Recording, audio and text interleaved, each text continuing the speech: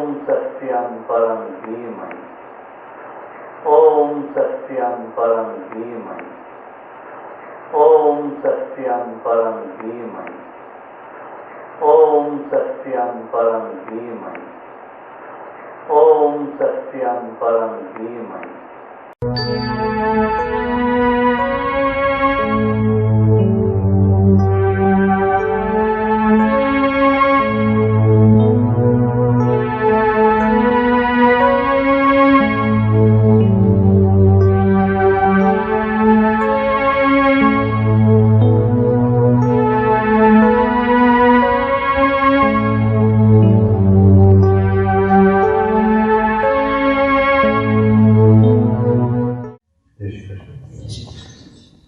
We'll do the exercise first.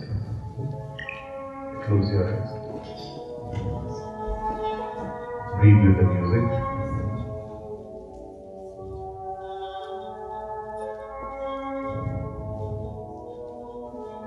Just feel the breath coming in and going out. श्वास अंदर आवे है, श्वास बाहर जाए है.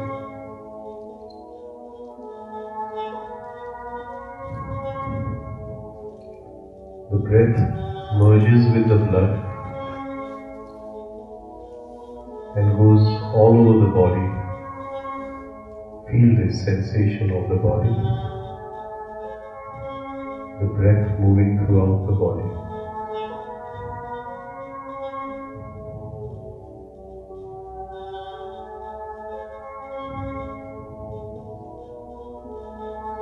Now we'll relax the body. Relax the head. Use your attention to relax the head.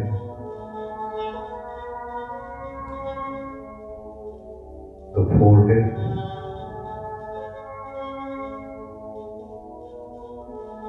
The eyes. Around the eyes.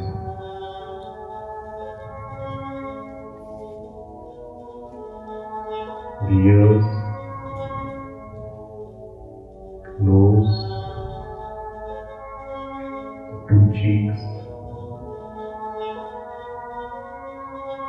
two lips, in the mouth,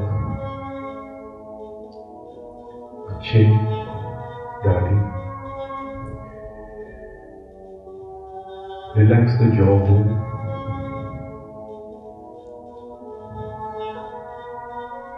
The neck.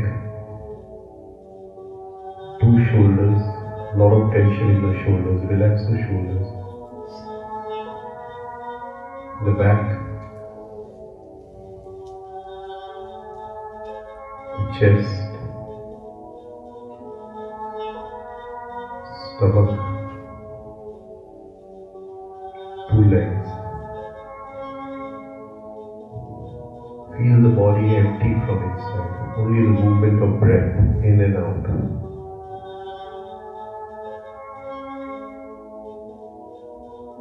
Now in that empty space, fill it up with your being. I am. As if I am is coming from a higher dimension of time and space.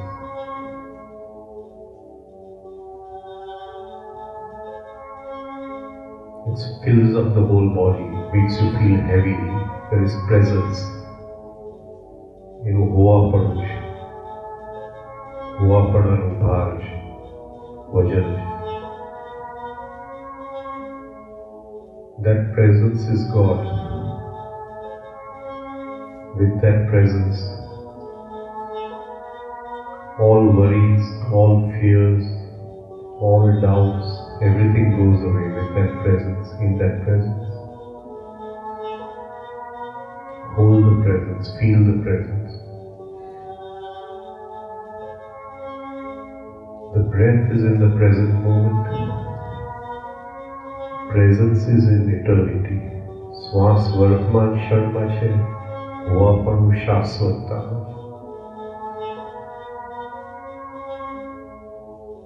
Even when the body goes, nothing happens to the presence. It always is. Now hold the two feelings, the feeling of breath and and the feeling of presence. Try to hold both the feelings together. Breath and presence.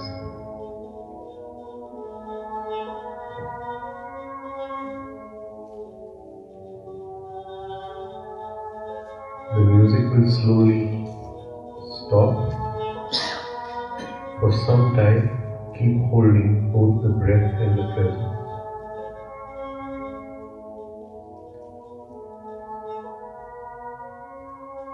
We are together for 1.5 hours. Try to hold your presence throughout those 1.5 hours. You're listening and you're present at the same time.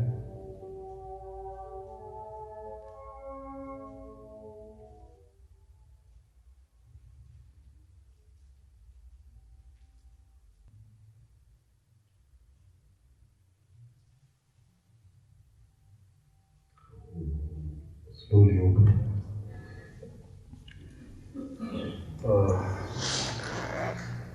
We have a question that could there be an explanation of consciousness? What is consciousness? I think on the first day we did take the different levels of consciousness. Let us see if we can try to understand it in a different way.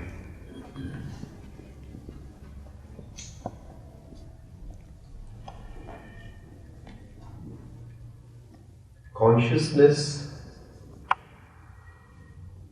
in the external world is what science today calls as response to stimuli.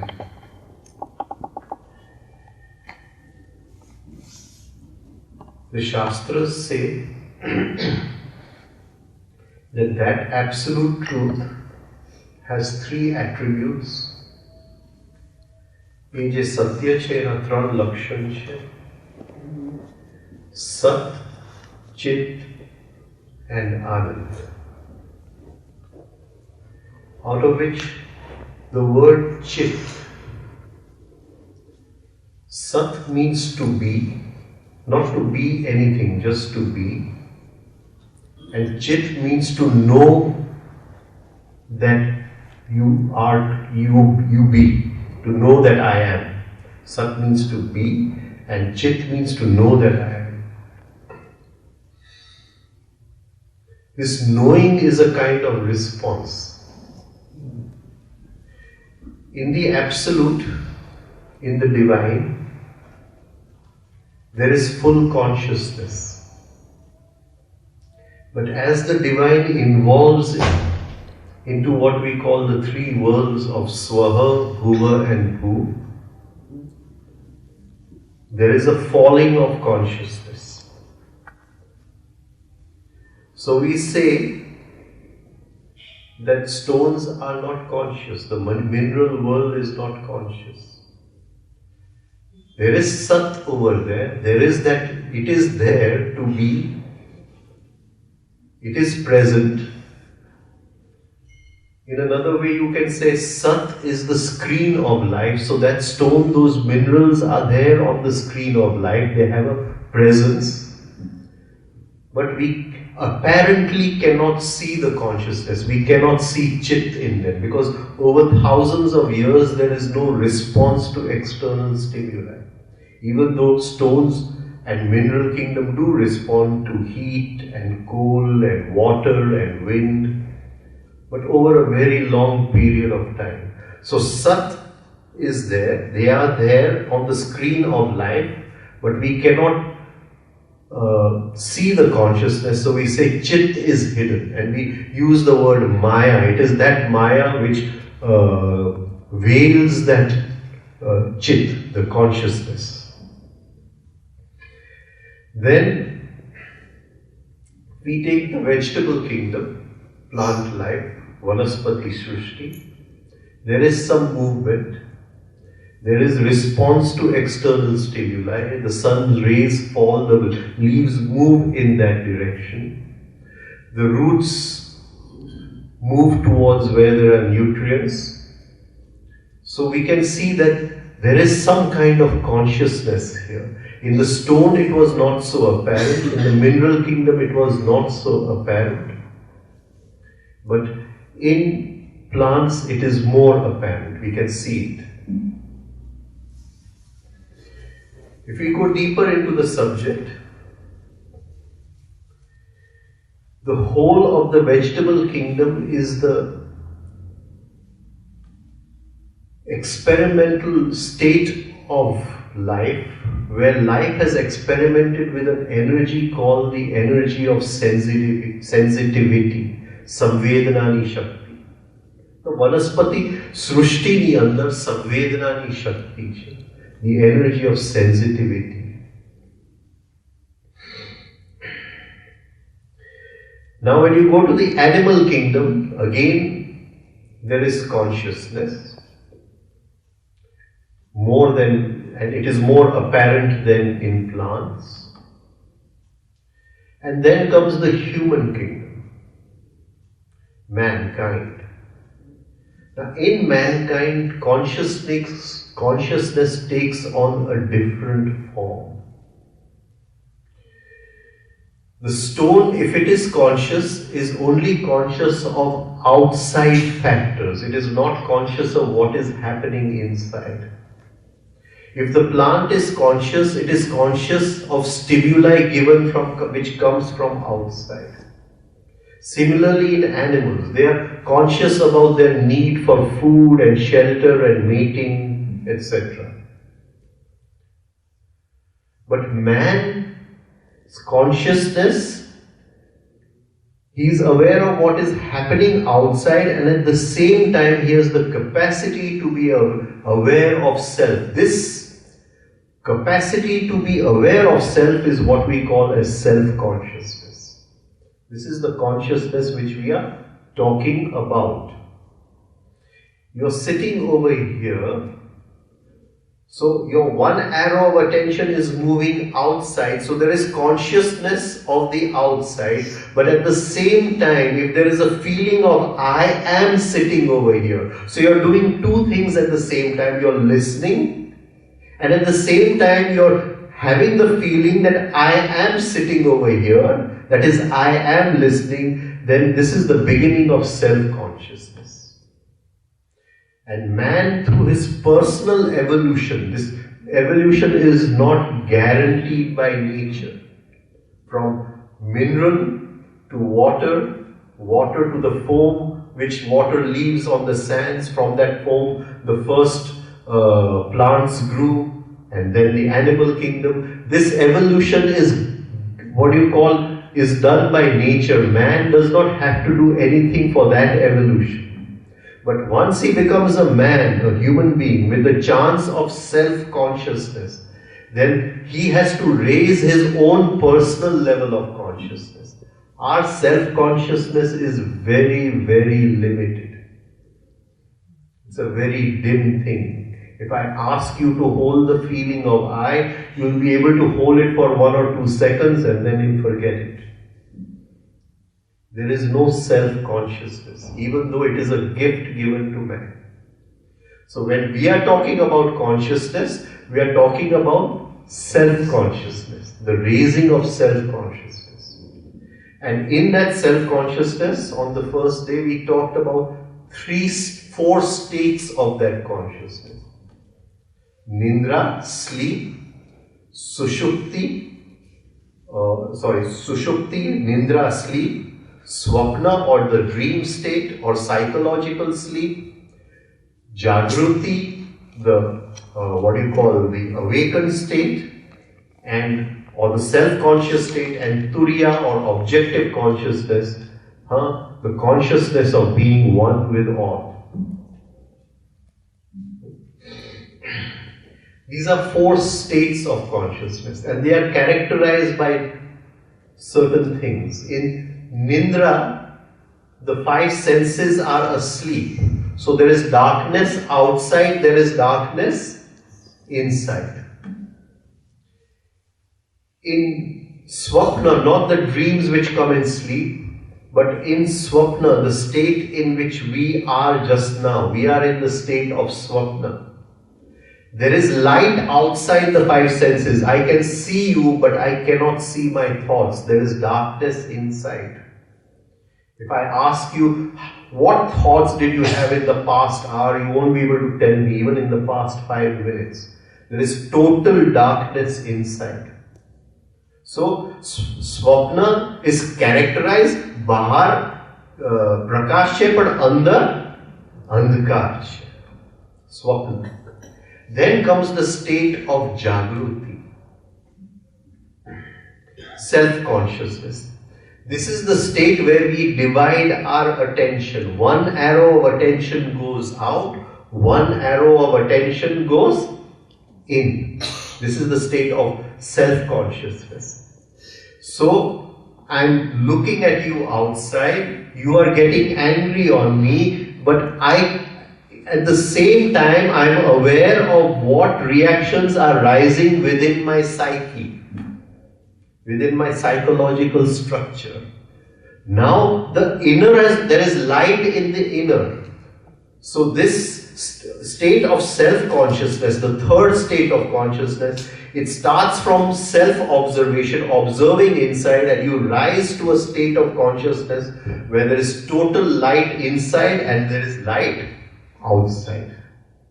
And in the fourth state of consciousness that I also dissolves, there is again the universal cosmic consciousness, and that acts through the human being, it acts through the body. He has no personal I. Choices fall down, but preferences remain as a part of normal living. Have I come across?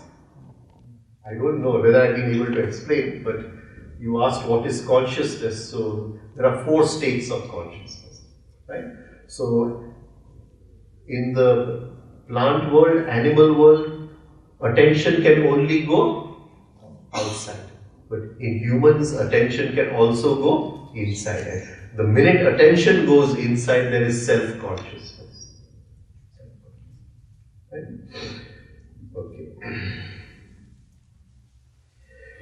Now, before going any further, I want to talk about, yesterday we took one word called being. Being. Hoaparu. Apru hoaparu. Being. What is being made of? What goes into the making of being?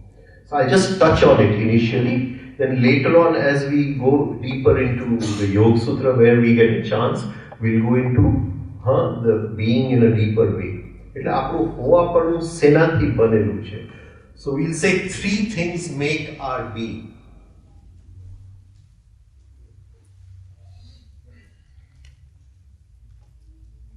Our being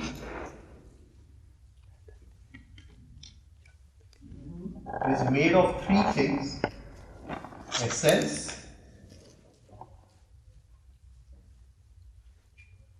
personality,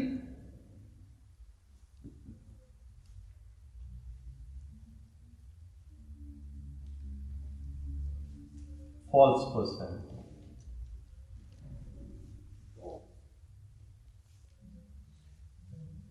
This is being. Being. આપણું હોવાપણું. Essence, personality, false personality. Essence is the real side of us. જે સત છે. Essence is the real side. જે સત છે. Personality is the acquired side. Essence takes birth, it acquires a personality. Acquired side.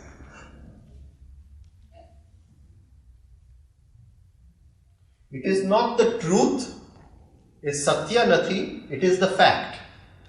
It is the fact of life. False personality is totally imaginary. It is the imaginary side.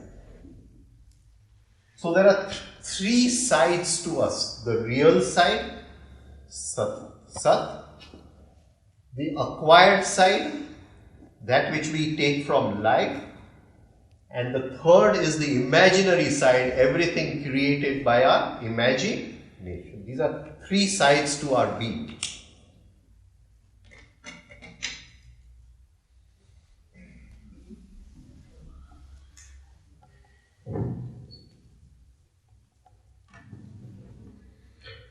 And we will slowly see that the false personality, જે તદ્દન જૂઠું છે, કાલ્પનિક છે, we live in that throughout our lives.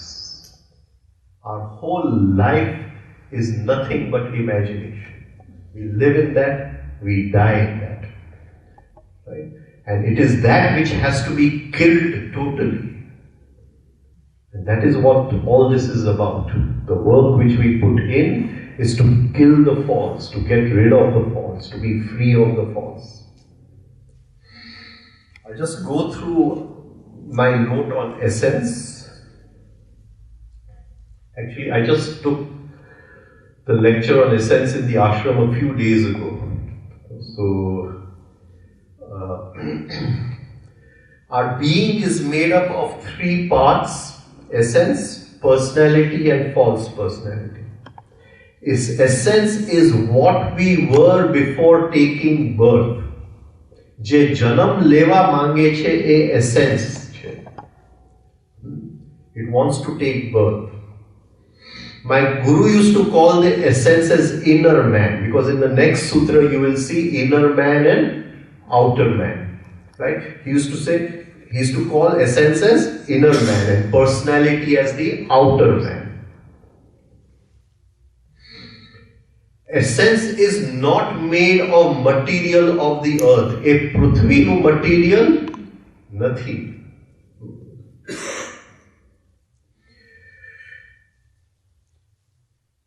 It comes to the earth. એ પૃથ્વી ઉપર અવતરણ કરે છે essence.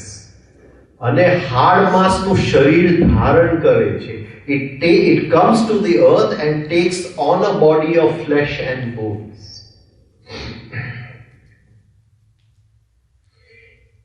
It borrows two parents.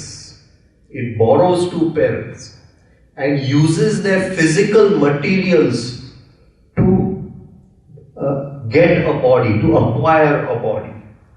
એ બે મા બાપના માંથી મટીરિયલ લઈને એ શરીર ધારણ કરે છે. The parents do not make the child.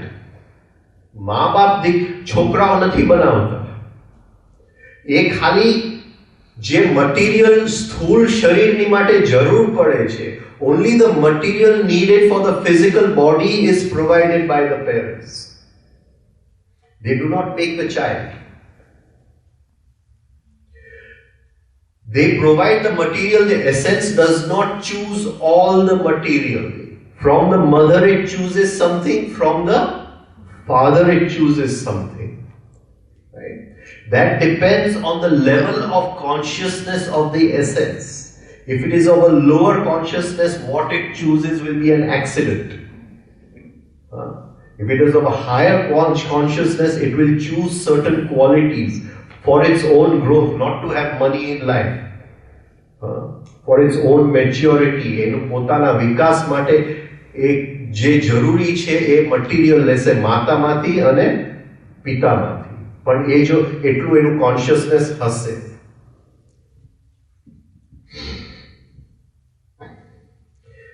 Only thing which can be said of parents is they bring these two sets of material together. They played their role.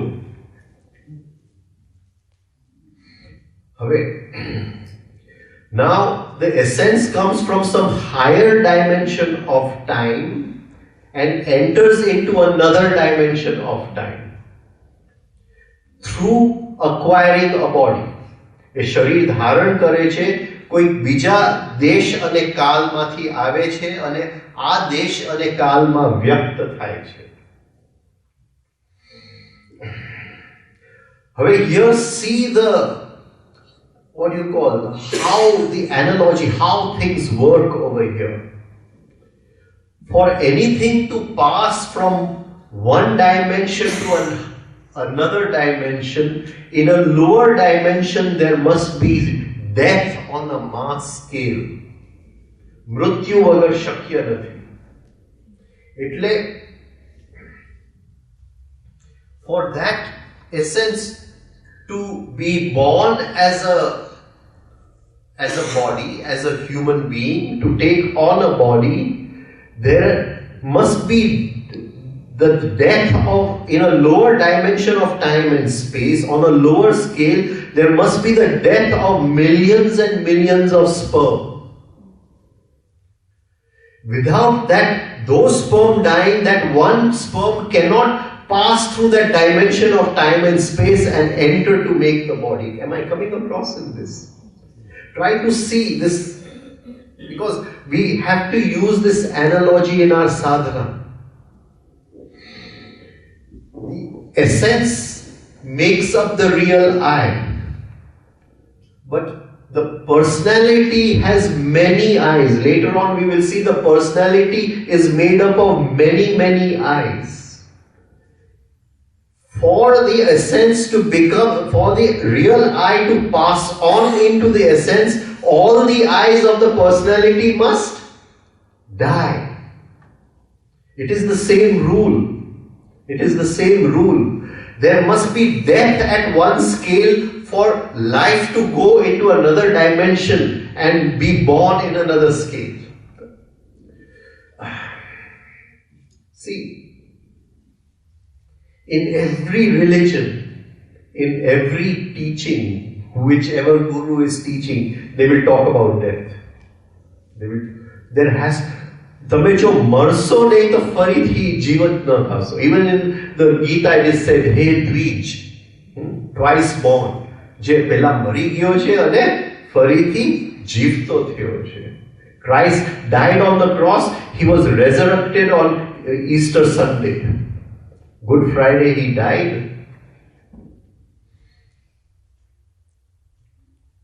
There was this famous story of Nicodemus. Nicodemus was one of the richest men in Jerusalem, and he was a trustee of the temple, the famous temple in Jerusalem.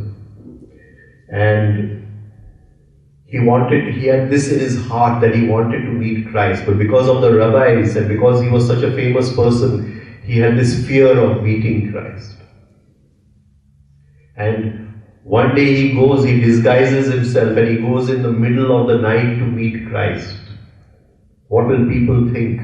Nicodemus going to meet the vagabond Christ. And he goes to meet Christ and asks Christ, okay, what should I do? And Christ tells him, Nicodemus, you will have to die as Nicodemus to be born again in my kingdom of God. Essence is the kingdom of God. Essence is the kingdom of God. For that one eye to pass from the personality and go into the essence, the other eyes of the personality have to die. The essence can only grow at the cost of personality.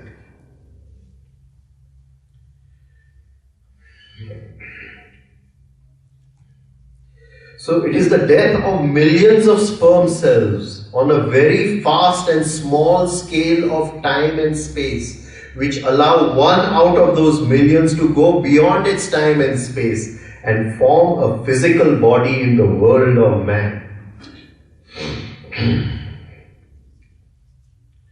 The object of the essence seeking a body, it wants to grow. It wants to mature. And for it to grow, it needs a very special kind of food and a very special kind of knowledge. And this knowledge is very rare. Right? It comes from a very conscious circle of humanity. It is not my knowledge which I am giving to you. It is not something which belongs to me. It is something which I have practiced over the years. So maybe I have a right to transmit it. But I am not the author of this knowledge, nor do I have any, ownership over it. All my papers lie on the internet. You can take what you want. There is no ownership over anything. So, it needs a very special knowledge for it to grow, right? And we have to understand that knowledge is limited. Knowledge is material. It is a subtle form of material. And if it cannot be made available to everyone, we have these lofty ideas of teaching more and more people, but it is not possible. If that much of material was to be distributed to everyone, nobody would be able to do anything. So we should be very happy that nobody wants this knowledge. If somebody is, yes. Rajana, isn't knowledge that you said only a selected few know should be made freely available to everybody, because They don't want it. how can one say that? At any given time. But if you don't know you don't have it, how do you know you don't have it? If you don't give it, how do you know that you didn't have it for the mankind? Yeah, that's the thing. That's the thing. You don't know. It is only your inner, at some point your inner divine fragment, that inner Atma cries out that it wants it. But then how can that few decide whether you should have it or you should not have it? No, we don't, those few don't decide. They throw seeds. Right? If you take the seed and start applying it to your life, you're giving it water and you're allowing it to germinate. Right? I have a bag of seeds. I'm throwing the seeds. Of course, I would like to use my intelligence to see whether I'm throwing it on ground where people will use it to germinate, or are they going to just throw away the seeds? But then that is also not my choice. You get what I'm trying to say? But at any given time in man's history, knowledge is limited. It is something which we cannot see with our eyes. So many times, we criticize that this person is doing corruption and this person is doing this. I say, let him do what he wants. As long as he doesn't want the knowledge, it is available to the few, the people who want it. You see, because if everybody wanted it, nobody would be able to use it.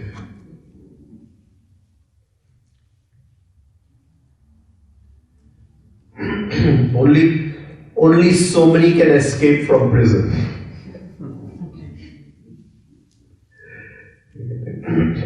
And that is why we don't see life as a whole. One day, I don't know, this 1 month we are here, so I've got a lot of time with you. Maybe I'll be able to take the 6 processes. Everything in life can be seen through 6 processes: growth, digestion, elimination, healing, disease or corruption, and regeneration. Just see, you throw a dead body. If there is no corruption, the body will not decay. Disease is a natural part of life. For a healthy form to disintegrate, you get it? So when we look at life in parts, but when we look at life in 6 processes, if we say there is so much of corruption in India, right? But that is one way of looking at it. Another way of looking at it is that there is a dead body, and unless somebody eats it up, the new cannot come. You get what I'm trying to say? These are 6 processes in life which balance each other. Right? And they are from the smallest scale, from the minutest cell to the largest galaxy. These 6 processes are at work.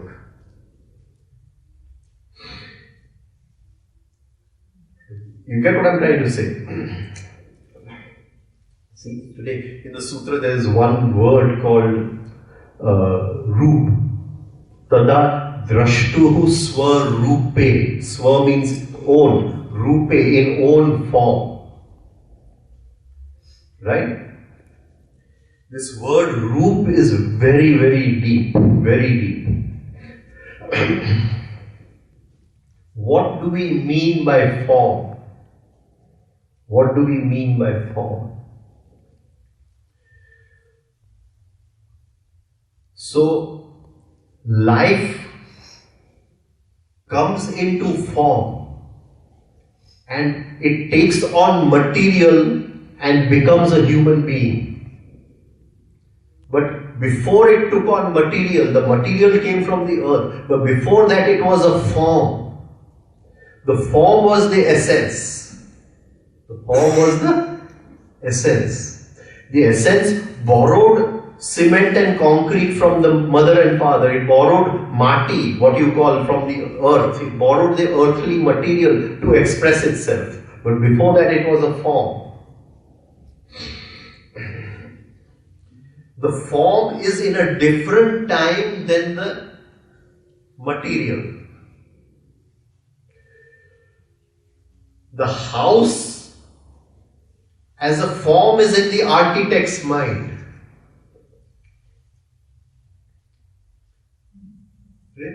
But when the architect goes to put material into the form, he has to start from ABC again. He has to start from brick by brick. Eat એને ચડાવવું પડે. આખું ને આખું ઘર નથી આવતું. But the whole house is there as a form. Right? And before the form is the idea. So try to understand what is form, swarupe. That form in its original form, the yogi sees himself as he is in reality. That is of course my Guru's translation. The yogi sees himself, swarupe, to be in that form before the material came. And it is that form which wants to complete itself. A perfection sodesh, swarupe. It is that form is looking for perfection, and that is why it comes as a body-brain system. But that essence is perfect. Why would you want to express itself? No, essence is raw. The essence is savage. See, the essence is lazy. It's coming from a higher dimension. It is coming from a higher dimension to seek perfection. Swarupi, it wants to go back to its original form. It wants to go back to its original form. But in its journey, it has taken on a different form. And that form can only be changed through getting a certain kind of food and using that food in a certain kind of way. And that is psychological food. It is psychological food. And there must be a knowledge of how to use that food. Because we give all that food to the false personality. Throughout our life, it is our false personality which grows. The essence does not grow. I become famous, people know me, I have money, I have this, I have that, but the essence is raw. Nothing changes in the essence. All that the false personality gathers. So, the body needs physical food. આપણું શરીરને ખોરાક જોઈએ છે, but the essence does not need physical food. It does not matter to the essence what physical food you are eating. It has no bearing on the essence. It needs a form of psychological food. Right? A fully developed body does not mean a fully developed essence. Now the essence is surrounded by something called the personality. Now try to see how this personality, it comes from the Greek word persona. Persona means a mask. Yeah. You say the essence means psychological food. What is the psychological food? I'm coming to that. I'm just coming to that. Now, initially in a young child, the personality is built by imitation. The child imitates. It will imitate the parents, and the mother will say something and will say, you are a son, you are a brother, you are this. Now the personality is being built. And the personality is built of different roles and different eyes. The minute the mother says, "Arey, look after your younger brother," there is an I which comes. I am elder brother, he is younger brother. I am son. You see, these are the now different eyes, relative eyes coming in the personality. None of these are the real I. None of these are the real I. And with these, so many imaginary eyes are going to come. If one friend comes and says, "Hey, you're not looking after your younger brother." So what do you know? I'm looking after him all the time. I can't be with him all the time. Right? So he has an imagination that he is looking after his younger brother. So there is one, the acquired part, where he is the elder brother. That is one role, that is the acquired part. And in that there is an imagination that I am such a good elder brother. That is the false personality. Can you see how each one is being built? So this essence comes with a body, and it is being covered by this personality, and the personality is forming the false personality through imagination. Imagination is the biggest obstacle on the path.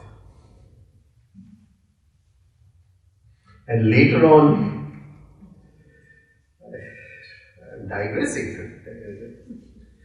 Later on we will see that when we move inside of ourselves and we start observing ourselves, we will see that the most difficult thing to observe is imagination.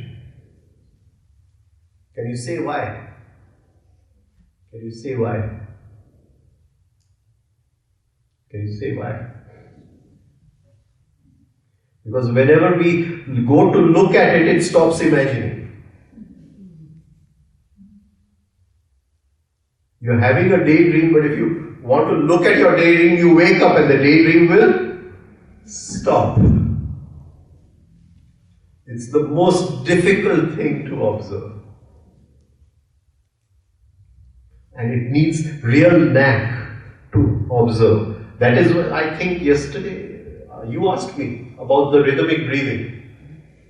The Practices. Huh? the presence. The presence and the practices related to them. Now I'll just come to that here. That what happens when we are breathing in rhythm? We are using this technique of the music. Now, if I practice any meditation, any form of meditation, looking at breath and there's so many meditations in the market, I will not be able to see my imagination. By putting all the attention inside, imagination will run away. There has to be a knack that I put only that much attention inside, that I allow imagination to work and I am observing it at the same time. It is as if I am in the bathroom thinking that no one is looking and doing what I feel like in the bathroom. Right? I remember bringing up 2 children, and my son, it was a real pleasure to watch him have a bath. He would take hours having a bath and he would wet all the walls and everything. So, children don't know that somebody else is looking. Right? But in the bathroom, if we feel that somebody else is, so we do what we want in the bathroom. And if somebody is just looking through a small crack, That is that art of looking inside, because everything else which we talk about, we will be able to see inside, but we will not be able to see imagination. Imagination is the most difficult. And that is why in rhythmic breathing, the ratio, because we are doing all our work and we are breathing with the music at the same time. So there is a small, very small arrow of awareness on the music. The rest of the awareness, if I have to do this and breathe, write this and breathe with the music at the same time, I'm concentrating on this. There's just that little awareness to the music that I'm breathing in rhythm. So it divides the attention automatically, 90% outside, 10% inside. And this division allows us to see imagination. And it's so beautiful that so many times you're breathing in rhythm and you're daydreaming at the same time, and there's that slight awareness of daydreaming, which will not happen in any other meditation technique.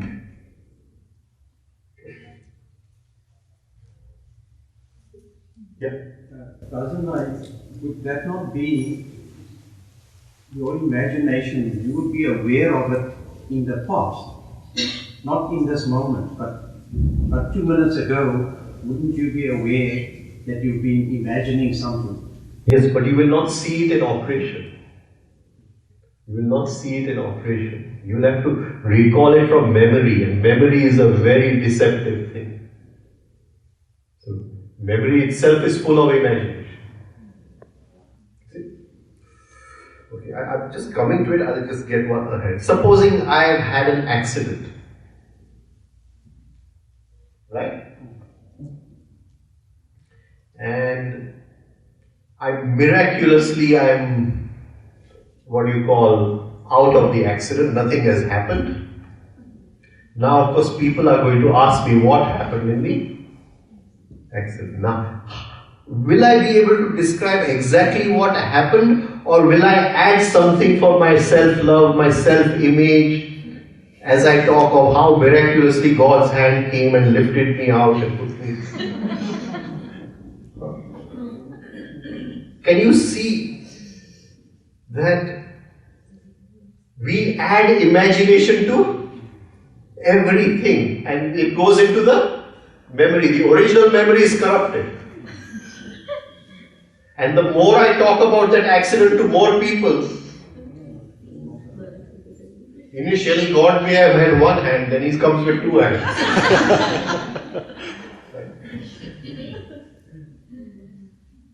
So, we keep on corrupting the memory, and the original track is lost forever. So, imagination, it's the hardest work is with imagination. Inside.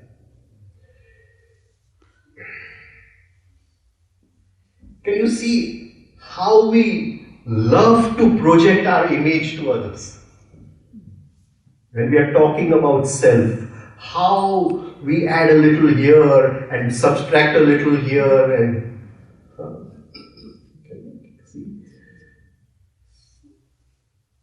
to come from the dream to the fact and from the fact to the truth. So difficult, no? Anyway, till a child is 4 years old, all the impressions of life which come in through the five senses go to the essence. Go to the essence. By 4 years, the personality is built. So the center of gravity of his consciousness shifts from the essence to the personality. Now this is very necessary, very, very necessary. Because personality is the transmitting apparatus for the experiences of life. You cannot say, okay, I'll put my child in the jungle or something, and people put them in some schools where no personality is built or some. You have to build a personality. The corruption has to happen. You can't save him from that. So,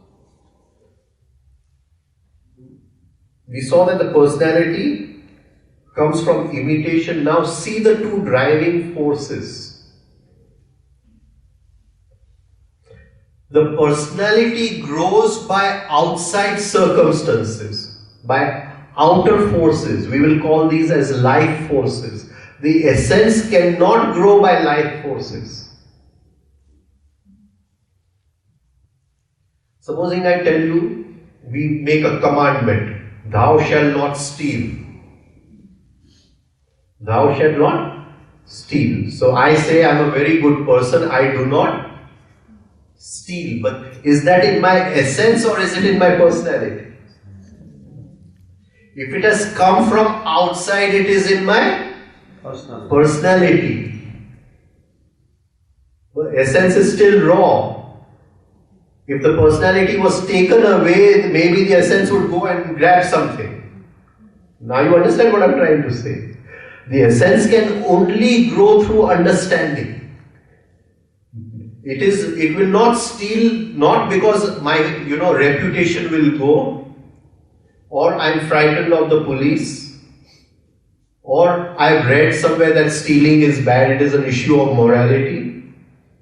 These are everything, all of this is with the personality. The essence is different. The essence has to understand the truth of not stealing. You see, it's so different over here. See, many years ago, if you remember, in New York, there was an 8-hour blackout. I don't know if any of you remember. There was an 8-hour blackout in New York. There was no electricity. And the whole night, people were breaking stores and stealing, and, people who had never stolen anything in their lives. They saw these big store windows open, go and pick up a TV, whatever you want to pick up. Can you see? The personality has suddenly become dark, gone into the darkness. The essence has come out. We were not stealing because of our education, fear, reputation, etc. But nothing has changed in the essence. You will die. The essence has remained the same. So the essence cannot change by something from outside. Something comes from outside, and it is through applying it and understanding it that it is passed on to the essence. And then the essence absorbs it, the essence changes. Now we will not steal. Not steal not because of the police, not because of reputation, but because we know that our essence will fall to a lower level. Our essence has changed. We don't want to. We want to rise to a higher level of consciousness. See? So, the personality is formed by imitation, by outside influences. The essence can never grow by outside influences. Fear or consequences, education. Life drives personality.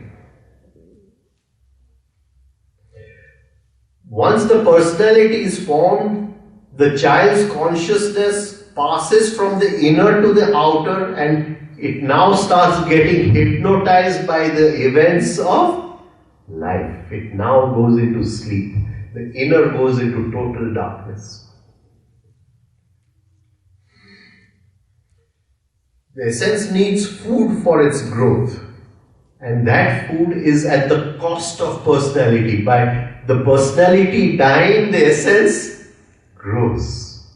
It has to die. The personality does not want to die, and that is why it creates the false personality. Now, in the essence, once it is grown, is real I, one I, real I. This is the soul, the Jeev, right? In personality, there are multiple eyes. Once we start looking at personality, we will see we are a multiplicity of being. We are not one person, we are a crowd. None of us today experience that we are a crowd sitting over here. Each one feels, I am sitting over here. Can you see the imagination in which we live? This imagination that we are not a crowd, but we are one person is called imaginary I, the I on which false personality grows. So from one, we have to drop that one to see the many, and from many we become one again. This is the inner journey.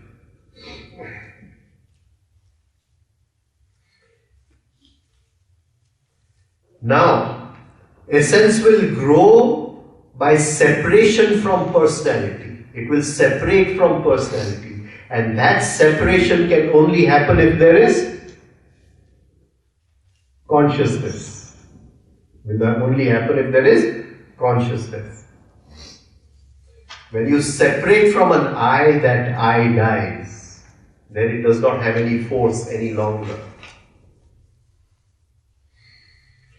Now, the personality has a whole part of negative eyes, a big portion of negative eyes, which seduce and hypnotize us all the time. The minute we are negative, we are gone.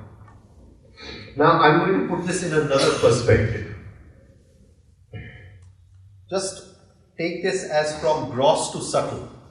Gross to subtle. Don't take the mathematics in any way. We'll talk about it some other time.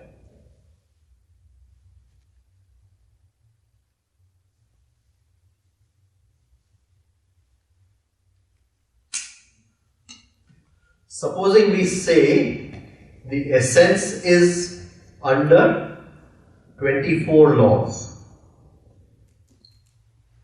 The personality is under 48 laws. And the false personality is under 96 laws.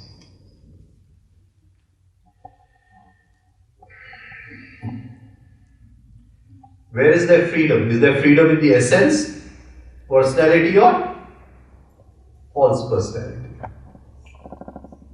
Can you understand the meaning of freedom? From 96 laws to 48 laws to 24 laws. Later on we will see the sun is under 12 laws.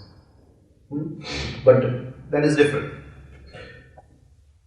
I'm just trying to tell you that what do we mean by 96 laws? We will take 96 laws as moon, 48 laws as earth, 24 laws as planets. Right? So moon is the most dead part of us. The most dead part of us. There is no life, nothing. So all negative emotions put us under 96 laws. Can you see what I'm trying to say? You say something, the minute I react, I am already in 96 laws. I am in the biggest jail possible. You see, we cannot see this. We cannot see this. Because we cannot, this is the whole, what we call as Maya. If we could see it, we would not be negative even once also. આ સમજાય છે કે જો આપણને ખબર પડત કે એની negativity એ 96 laws માં આવે છે. The roles I play in life. I am a father. I may be working in some office, or I may be doing some profession or business. Whatever roles I am playing, they come under 48 laws. Right? And the essence comes under 24 laws. And later on we will see the real I comes under 12 laws. The soul comes under 12 laws. How are these laws? I'll give you in a fraction. There is a movement from Swaha to Bhuva to Bhu, from very subtle to very gross. Right? And it is in that these laws are made. The very subtle will have 3 laws, then 6 laws, then 12 laws, 24 laws, 48 laws, 96 laws. Anyway, I just want to tell you that all negative emotions are the biggest jail possible. We are at the lowest level of consciousness. Now within the negative emotions, some are lower and some are little better. And we will talk about each one. Right? The lowest negative emotion is self-pity. Self-pity. It is the lowest of all the negative emotions. Self-pity. I am a little not well, but nobody phoned me to ask, how are you? And I am complaining. Self-pity. This is the lowest. So, we have a series of negative emotions, but we will say all these negative emotions come under 96 laws. So the first step on any spiritual journey is get out of 96. Get out of 96. No expressing negative emotions. From today, I don't want to react to anything. Not because whether reaction is bad or good, but because by reacting, I fall on the ladder of evolution into a dead world of 96 laws. And I want to rise in consciousness. I don't want to fall into a kingdom where there is no consciousness. Am I coming across something? That is why the first step is to be free of reaction, no negative emotions. And it takes years of practice to come to some level where we are not reacting most of the day. At least 18 to 20 hours a day. Just see,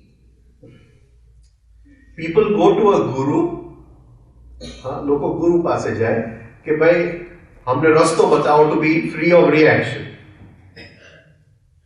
And if I criticize the guru, they will react. સમજાય છે? તે દિવસે I spoke a little bit about the bhajan, so I was watching everyone's faces. Who is reacting? Right? So you sing the bhajan to be free of reaction, but if somebody criticizes the bhajan, then we react. Can you? So,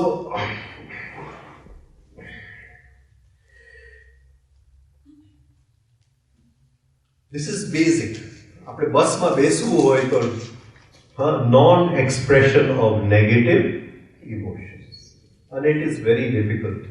Because I have with me on the path, there are so many of us who were with the Guru and all, and I see that even after so many years, the negative emotions are still there. You touch the right spot and boom, it goes like that. You just have to touch the right spot.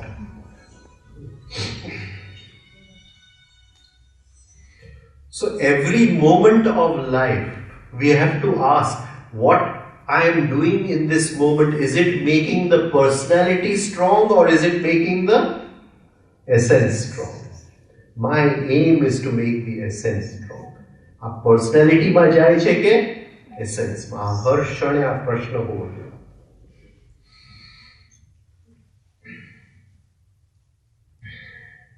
False personality eats up everything. આપણું બધું ખાઈ જાય છે. My desire for fame eats up all my energy. My desire for money, it eats up all my energy. So, everything that lies in false personality, that very energy which I want to use to walk on the path, will be eaten up. So, we have to get rid of false personality. There is no place for it.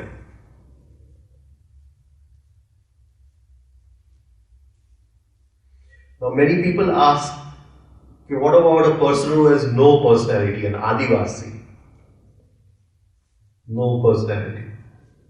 Right? But there is no chance of growth. Without the personality, there is no chance of growth. So the child can only be educated for personality. The education for essence has to come from within. It has to be his own choice. And the richer the personality, the easier it is for the essence to grow. Like certain things we do, we give more impressions to the child. I'll just give you one example. Okay, recently we have a thing, the first Pelu birthday, the first birthday, when the child is 1 year old, we celebrate it as big as possible. Why? Because we want that personality to be as rich as possible. So the child passes through as many hands as possible on the first birthday, and everybody's impression falls upon the child, and that becomes a part of his personality. This is the idea, right? So somebody was asking me that should we bring him down, and what about people who have negative thoughts, and people who said, don't worry about that. Don't worry about that. Give him to negative people also. Let the negative impression come. We want the personality to be as rich as possible. Then when he starts moving into his essence, all that he's not innocent of all the negativity. He now knows how to work with negativity. Don't keep him, protected from negativity. So in the Gita we have two words, Shreya and Apray.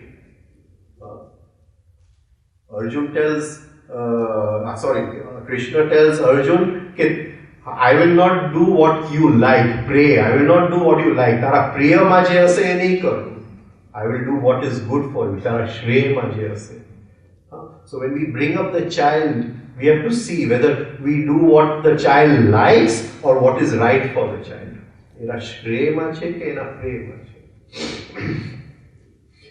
So the education cannot be done for essence. Education can only be done for personality. But we can give opportunities for inner understanding that at one point he decides to move on the path of essence. Personality has Ichha Mrityu. The personality itself has to decide that I am ready to die for the essence. If the personality does not want to die, it will keep on forming false personality. Growth of essence is permanent. If we have done anything for our essence, it never dies. It can never die. It is permanent. Sometimes gurus use different techniques to find a person's essence. So in Indian schools in the past, drugs have been used, this has been used. So they would give a drug to the new entrant who came into the school, and the personality would calm down, and the guru would see the quality of essence and whether in his life he has a chance to work with this person. If he finds there's no possibility, he would tell that disciple to go away. Gurdjieff used to have the toast of idiots, used to call it. And when a newcomer came into the school, the first thing he would do is get him drunk. And then after he was drunk, he would study the person. And he would then decide whether it was worth spending time with this person or not spending time. Because he would see the essence.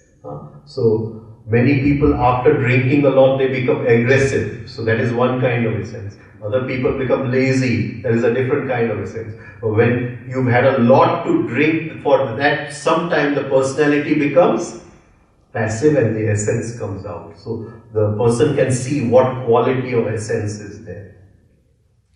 And real I can only grow from essence. It cannot grow from personality. We'll just go over today's sutra and then we'll continue it tomorrow.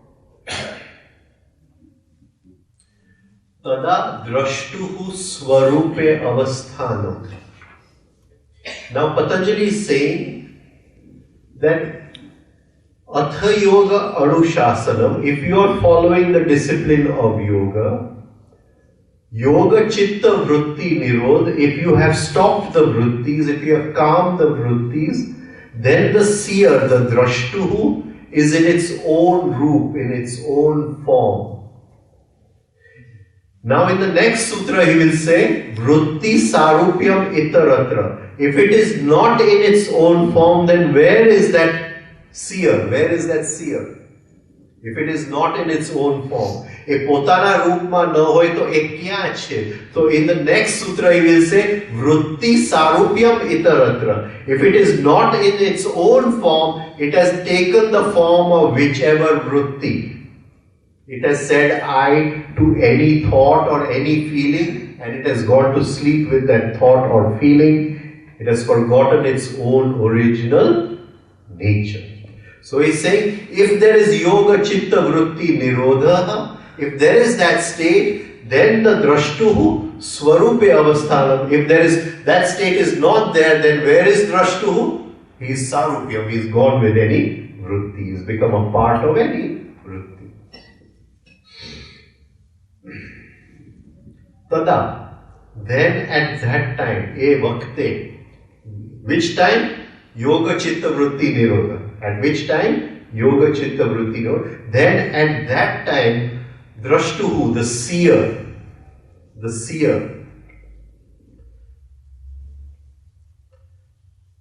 swarupe, swa, in itself, in its original rupe, form, in its original form,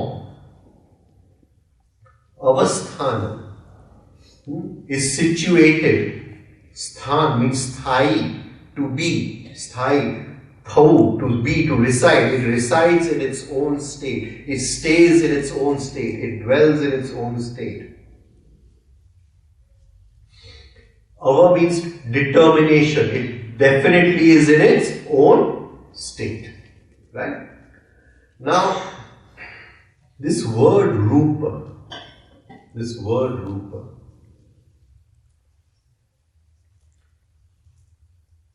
where does form come from? Form comes from the magnetism of the planets. Life comes from the prana of the sun. The form is given by the planets, the material is given by the earth. જીવન સૂર્યમાંથી આવે છે, રૂપ ગ્રહોમાંથી આવે છે અને માલ સામાન પૃથ્વીમાંથી આવે છે. These three get together to make life. I am giving form to an idea in my mind, in my brain. I am giving form to it. That material which goes, the magnetism which makes that form, which binds the idea together in that form, that magnetism comes from the planets. That is why we call the subtle body the astral body. It comes from the planets, the astral body. We call it the astral body.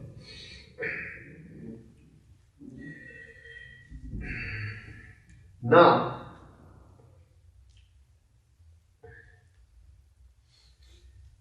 what would mean the original form and what would mean the acquired form? What would it mean? Supposing we say the Atma has no form, but the soul has a form. What would Swarupe mean? Just as a general idea. Supposing we say the spirit has no form, but the soul has a form. Atma ne form nathi, roop nathi, but jeev ne roop che. So what would it mean? Swarupe, what would it mean? What would it mean? If we say at some point in time and space, this is just imagination. Huh? Just imagine. We are just visualizing some things. Don't take it as literally. Don't take it literally. But we are just saying that if in some time and space, the Jeev, the soul, came out of the Atma, came out. It took a form. Took a form means it started wearing clothes. It came out, but it wore clothes. So what is the difference? This does not have clothes, this has clothes. And those clothes are provided by the magnetism of the planets. That is why it takes an astral body. It takes an astral body. Now, if it wants to go back, it has to go back only if it is in its original form. In its original form. But the essence is no longer, the essence is raw. It has to be trained to go back to that original form. It has to go through a long journey to go back to that original form. And that essence, once it is trained, then the Jeev has the permission to go back into where it came from. Now this is just we are putting as a kind of to understand what he's talking by Swarupe and Sarupe. What he's talking about. There is an original form and there is a form which has been taken. Right? And the whole journey is to get that original form back, because the form is made of planetary material. Our whole psychic nature is made of planetary material. Now you'll understand a little what I'm trying to say. The essence is planetary material. Our psychic nature is planetary material. If I get angry on you, it is Mars. If I'm eating a good meal, it is Jupiter. You get it? If I'm stealing something from your pocket, it is Mercury. Right? If I'm creating a beautiful garden, it is Venus. Can you see? Everything in our psychic nature comes from the planets. And the planets give form. And the planets will either give form of original or hypnotism, whichever you want. If it is anger, I am hypnotized. Now, that essence is made of planetary material. It is only by transforming my psychic nature that the essence is transformed. Now, do I come across a little bit? So, the whole journey is a psychological journey. By changing each and everything in my psychological, in my psychic nature, the essence is transformed, and then the essence, the real I is formed, the soul. Okay, we'll stop over here. We'll go to the same sutra tomorrow, because we want to now go into the process of self-observation. What is this drashtuhu? It is like a sixth sense. We have 5 senses, but now we have one extra sense inside of us who is looking inside. And he is going through different avasthas. As we go deeper and deeper inside, he is going into different avasthas. In the last sutra, Patanjali will say, he won't say Swarupe avastha, he will say Swarupe pratishtha. Swarupe avastha, Swarupe pratishtha. It is now established in its original true nature, Swarupe pratishtha. But he'll go through avastha, and that will start with our observing inside, with the process of self-observation, which we'll take tomorrow. Right? Okay, I'll stop over here. Thank you. Jai Shri Krishna. Good night.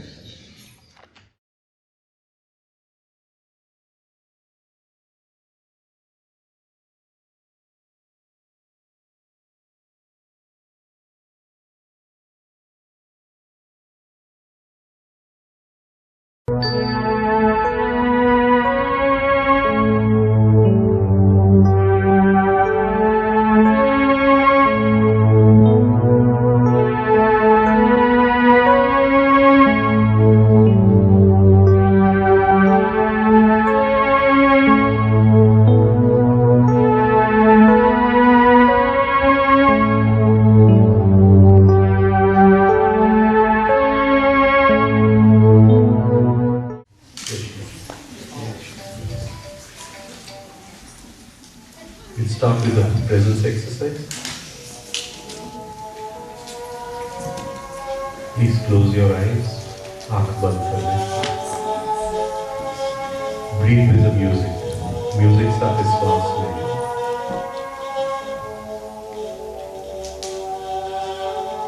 Feel the breath as it moves in and out. શ્વાસની સંવેદના લેજો. The breath merges with the blood and moves through the whole body. શ્વાસ લોહી સાથે ભળે છે અને આખા શરીરમાં ફરે છે એ સંવેદના લ્યો.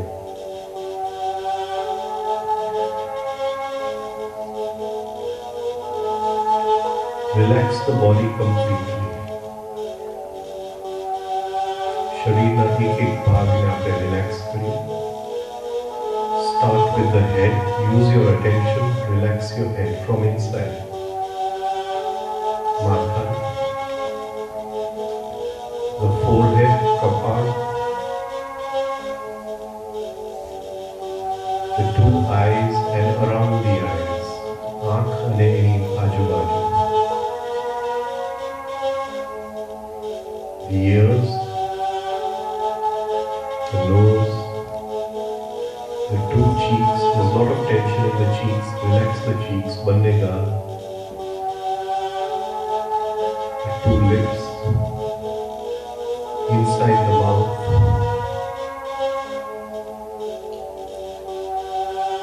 The chin, dadi.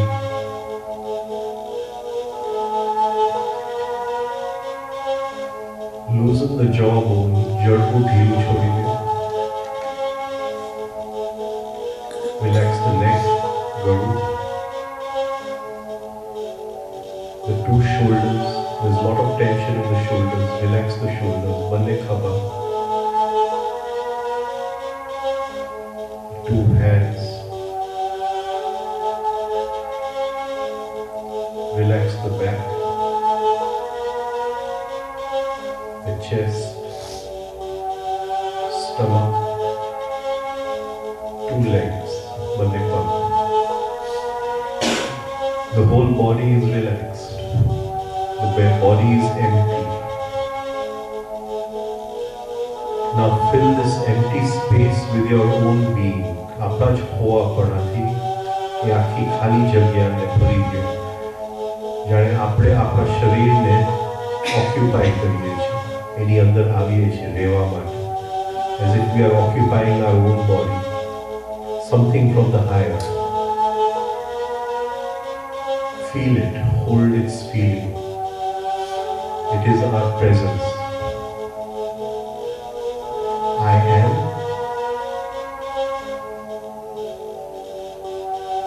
So we have a feeling of amness and a feeling of breath, two separate feelings. બંને અલગ સંવેદના, શ્વાસની સંવેદના અને હું છું એની સંવેદના.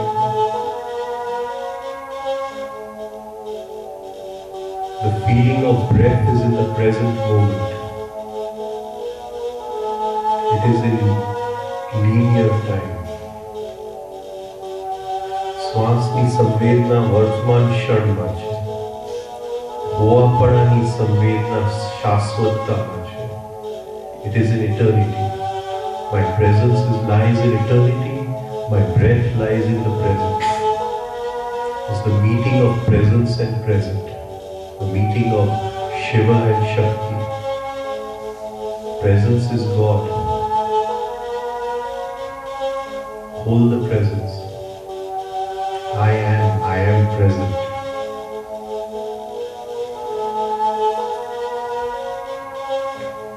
Hold both the feelings together. Slowly the music will go down. Try to hold the feelings without the music.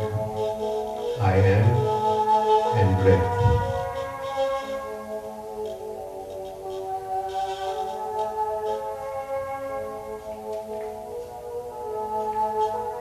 We shall be together for 1.25 hours. Throughout that period, try to hold your feeling of I am, of presence. હોવાપણાની સંવેદનાને ધારણ કરવાની કોશિશ કરજો. આવનાર સવા કલાકમાં.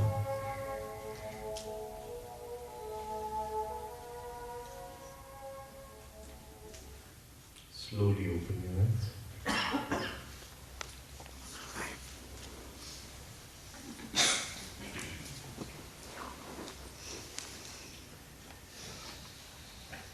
Yesterday, there were some questions about the how of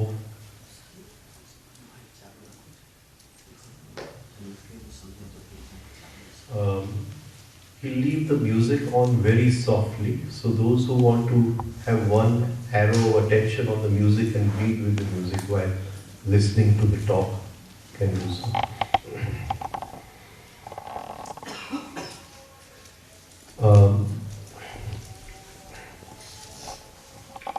So there was a question, I think, about why the teaching cannot be for everyone. So today I want to just start by talking a little about magnetic center. I touched upon it last year, I think. A person will only be attracted to sadhana if that person has a magnetic center. There must be an inner magnetism which pulls you towards this. Spirituality is not necessary for our normal living. We don't need it in life. We don't have to awaken to life. We can live a mechanical life, be happy, sad, everything. તો આજે જે વાત કરવી છે થોડી magnetic centre વિશે વાત કરવી છે. જ્યારે કોઈ એવું જ્ઞાન હોય છે જે આપણને સાધના તરફ લઈ જાય તો એવા લોકો એના તરફ અટ્રેક્ટ થાય છે, ખેંચાય છે, જેમની અંદર મેગ્નેટિક સેન્ટર હોય છે. જીવન માટે અધ્યાત્મ જરૂરી નથી, જાગવું જરૂરી નથી. આપણે ઊંઘમાં આખું જીવન કાઢી શકીએ એમ છે, હિપ્નોસિસમાં આખું જીવન કાઢી શકીએ એમ છે. તો આ જ્ઞાનની અંદર પ્રવેશ કરવા માટે મેગ્નેટિક સેન્ટરની જરૂર છે.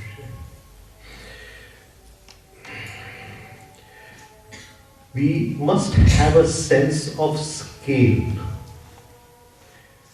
Say an artist will have a sense of beauty. He will appreciate beauty in a different way from the way we normally appreciate beauty. He will have a scale about beauty. When he sees colors in one color, he'll see so many shades of different colors. So artists, they see life from the heart, from the emotional center. Similarly, a person may see life from the intellectual center. He may be interested in ideas of philosophy, he may be interested in some other intellectual pursuits, and he sees life from his intellect, from his intellectual center. Another person may just be interested in the physical side of life, running and adventure and camping and trekking. And he sees life from that moving center, from that center of life. So we see three kinds of people: one in the intellectual center, one in the emotional center, and one in the moving center. Each is approaching life through his own window. He sees life through his own window. Even though we have only one language, English or Gujarati, in reality each one speaks a different language.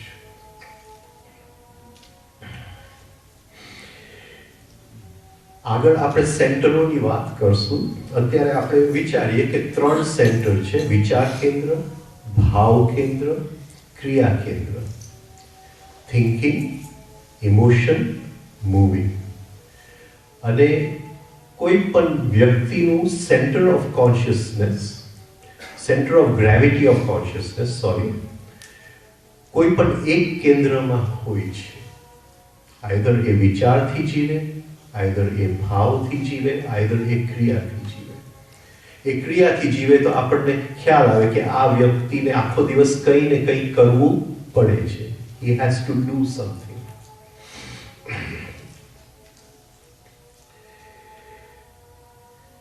Just imagine the person interested in the physical things in life, exercise and trekking and outdoor things. If he was to meet an artist, there would be no meeting ground between the two. બંનેની વચ્ચે કોઈ તાલમેલ નહીં આવે. So each has a different scale of life. જે જીવન જોવાનું જે માપદંડ છે, the scale, the eyes through which they see life is different. So each one derives their own scale, either from the heart, from the head, from the moving.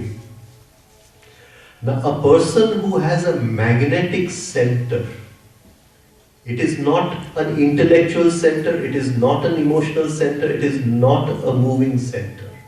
This is something totally different. It is this person who is interested in the beyond. He wants to penetrate into the mystery of life, the why of living. હું શું કામ જીવું છું? કયા કારણસર આવેલો છું? And then he is attracted to a teaching which tells him or her, gives him an outline of how he can penetrate the mystery of life. The mystery of life cannot be known. It has to be lived. જીવનનું રહસ્ય જાણી શકાતું નથી, જીવી શકાય છે. અને જીવતા જીવતા જે જાણવા વાળો છે એ ઓગળી જાય છે અને જાણકારી એની આપોઆપ ખીલી ઉઠે છે. So in that living of the mystery of life, the knower dissolves and he becomes the mystery. He and the mystery are one. But for this to happen, there must initially be a magnetic center. There must be an attraction for something like this. It is a luxury. Everybody does not have this. Religion may be the opium of the masses, but spirituality is for those few who have the magnetic center. Such a person's level of being, his being is already different from those three other people. The one who is centered in the intellect, the one who's centered in the heart, the one who's centered in the moving. He has a different kind of feel of life. He is not content with the ordinary pleasures of life. He is not content with the ordinary ambitions of life. That does not mean he does not lead a normal life. He does his job, he works to get money, he looks after his family, but there is an inner discontent, we call it a divine discontent. એક અંદર તડપ છે, બધું કરે છે, પણ એની અંદર એને પૂર્ણ ખુશી નથી, એને કંઈક બાકી છે જે એને આ જીવનમાંથી મળી શકે એમ નથી. There is a continual sense of inexplicability. He can't explain the why of things. And there's this inner urge to search for that why. Many people, they read different teachings. One of the teachings they read is of Raman Maharishi. And they come and say that the Raman Maharishi has said that you have to ask the question, who am I? Who kaun chu? Now, this is not, they sit down and they are asking themselves the question. That is not going to work. It is a quest, an inner adventure. Who am I? It starts with self-observation and it ends up in realizing who am I, the real I. It's a long journey. But they sit and they are reciting some words that who am I? There's another set group which sits and recites, I am Atma, I am Atma. This is just auto-suggestion. There's no shortcut to this journey. You have to work on self. So, the person who has a magnetic center will have this inner discontent. He wants to move into this mystery. He wants to find the why of living. And it is not a question for him. It is an adventure for him. Now, magnetic center can be of different kinds in different people. Some people have a weak magnetic center. They feel a little bit that they want to understand life, but the magnetic center doesn't have that real pull to take them to a real teaching.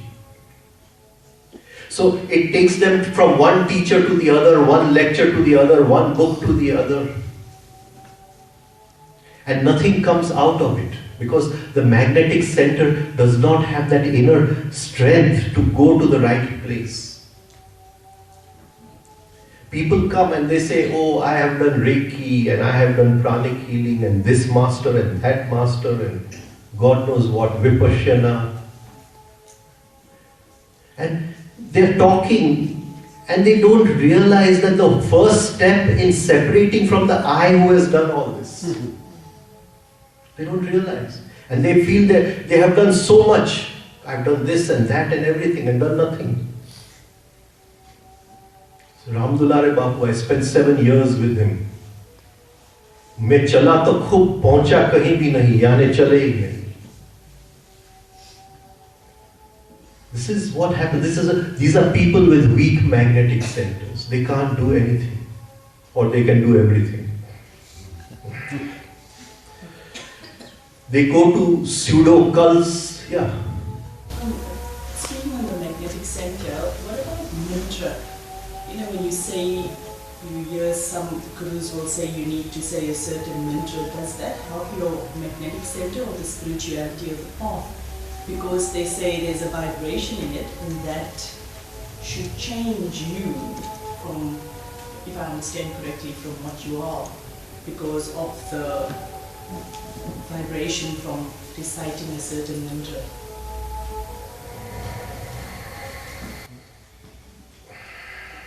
There was something called the Guru Mantra. Sorry, very sorry. Yeah. The question is that what about mantra? प्रश्न ये है कि मंत्र थी magnetic center बने? It's something like that you're asking? Does it change, does it influence the magnetic center? Okay. As opposed to the कि magnetic center ने માં ફરક આવે મંત્રથી, મંત્ર બોલવાથી. It can prepare the ground in normal sense.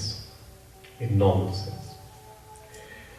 The real mantra yoga starts after we understand the science of the mantra. Right? Till then the mantra may prepare the ground a little.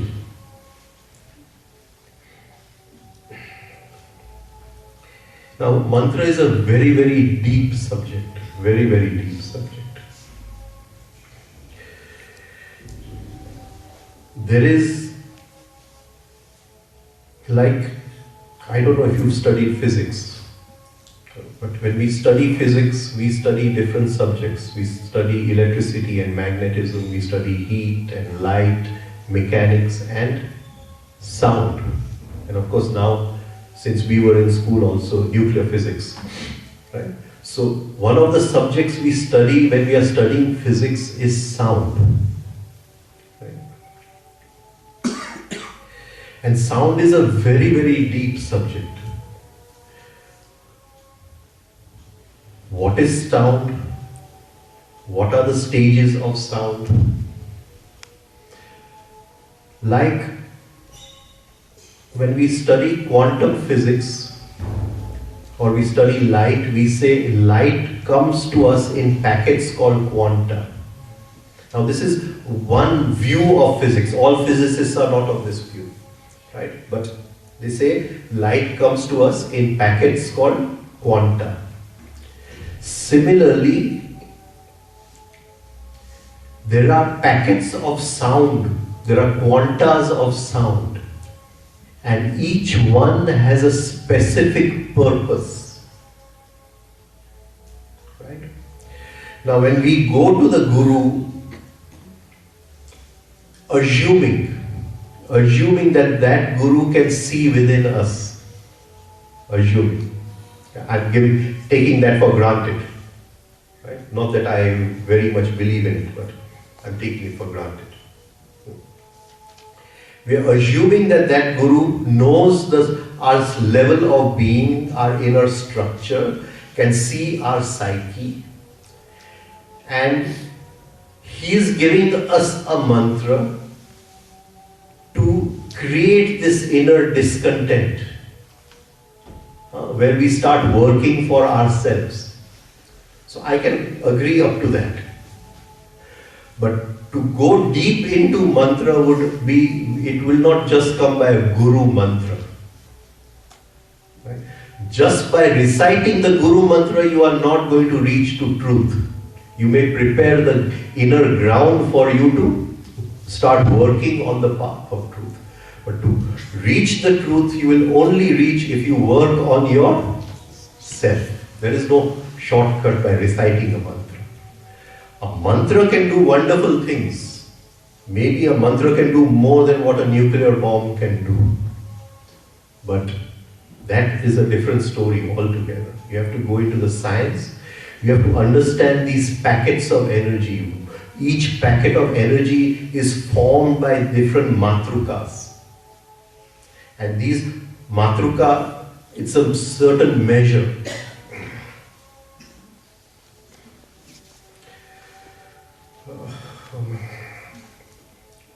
So one book, it's called The Theory of Celestial Influence. It's a very difficult book to read. It's written by a person called Rodney Collin.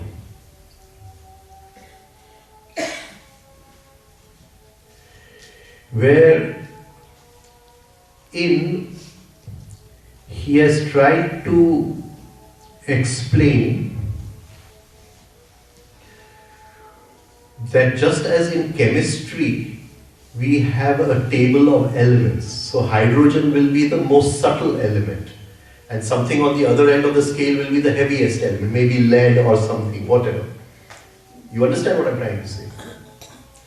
So he's tried to arrange all the elements in their spiritual qualities. In their spiritual qualities. Or we won't use the word spirit, let us use the word psychological qualities. He's done a wonderful job, wonderful job. Now, just to give you an outline of the science of sound, just an outline. Supposing we say Shiva asked Shakti, that you go and make the universe.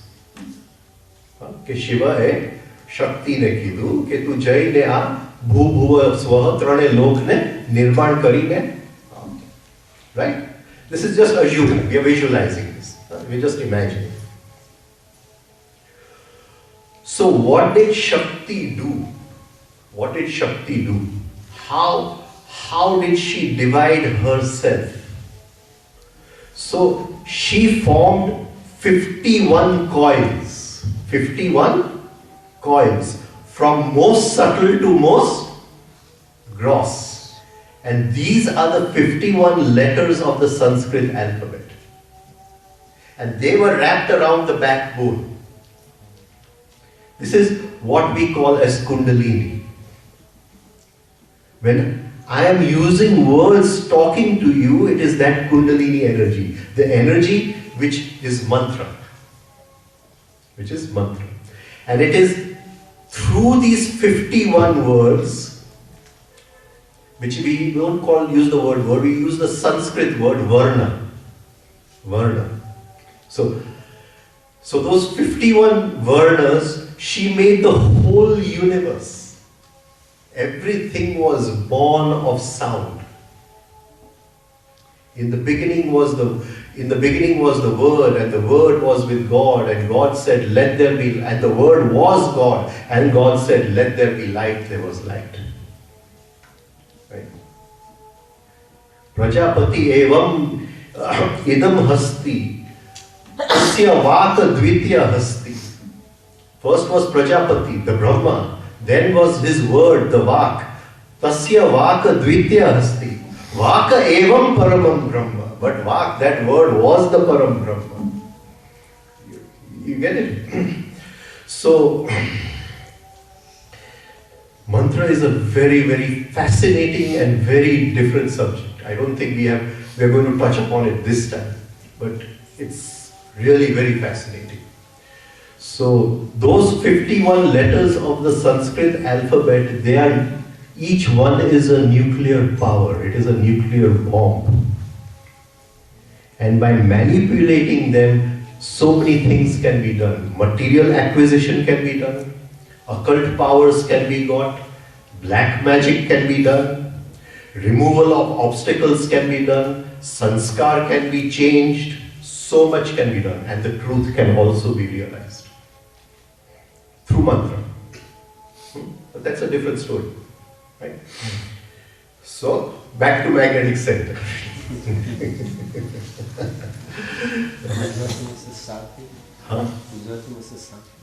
એટલે એ જે શક્તિ હતી એને શિવે કીધું કે તું જઈને આ દુનિયા બનાવ.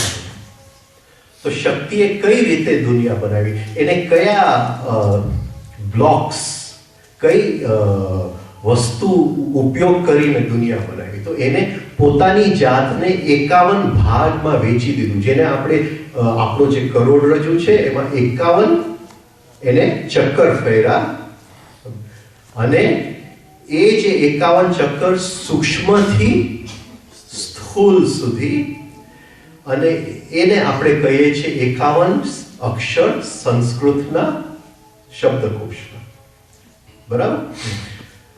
અને એ 51 શબ્દમાં આખી સૃષ્ટિ બનાવવાની પોટેન્સી છે. પણ કઈ રીતે બન્યું? એ મંત્ર યોગથી બન્યું. તો મંત્ર યોગ એ બહુ ઘેરો સબ્જેક્ટ છે, આપણો આ વખતનો વિષય નથી, પણ mantra is a very, very deep subject. Very deep subject. And I've traveled a lot. People call me to ashrams, to places to teach. And it is very rare that I've seen a person who has understood the depths of mantra yoga, the science of mantra yoga. And even there are people who have understood it, but they don't have the means of conveying it to others, to understand and to be able to express it. Maybe sometime we will go into the depth of it. It's a beautiful, fascinating subject.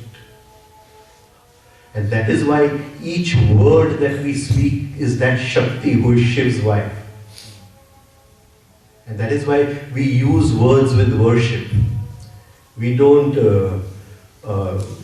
try to lower down the word in our level of being. But when I'm negative, I'm in a bad mood or in a bad state, then I degrade that word. I take it lower in my level of being. That word.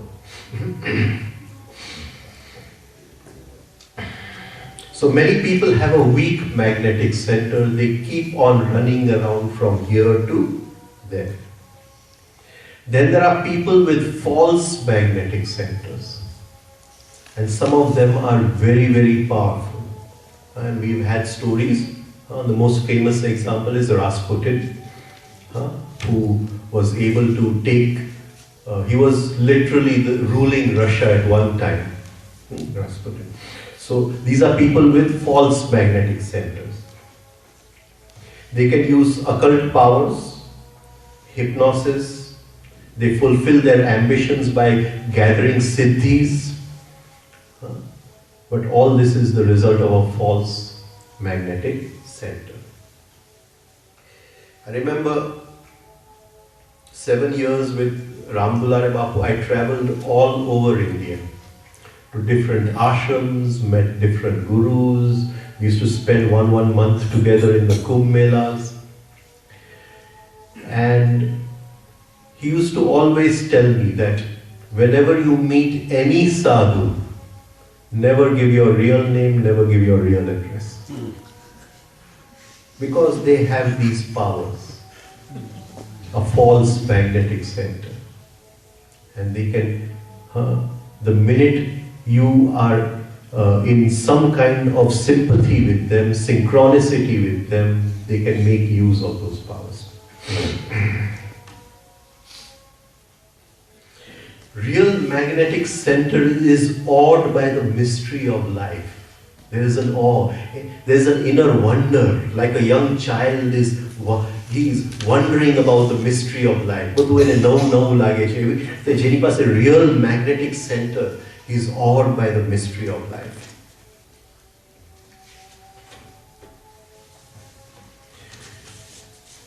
Real magnetic center gives us a feeling of nothingness. Just as we fall in love, and love is an emotion. I may have a son and there is this emotion of being a father. The first emotion a disciple has is, I know nothing. This is not an intellectual thought. It is something in the heart. I know nothing.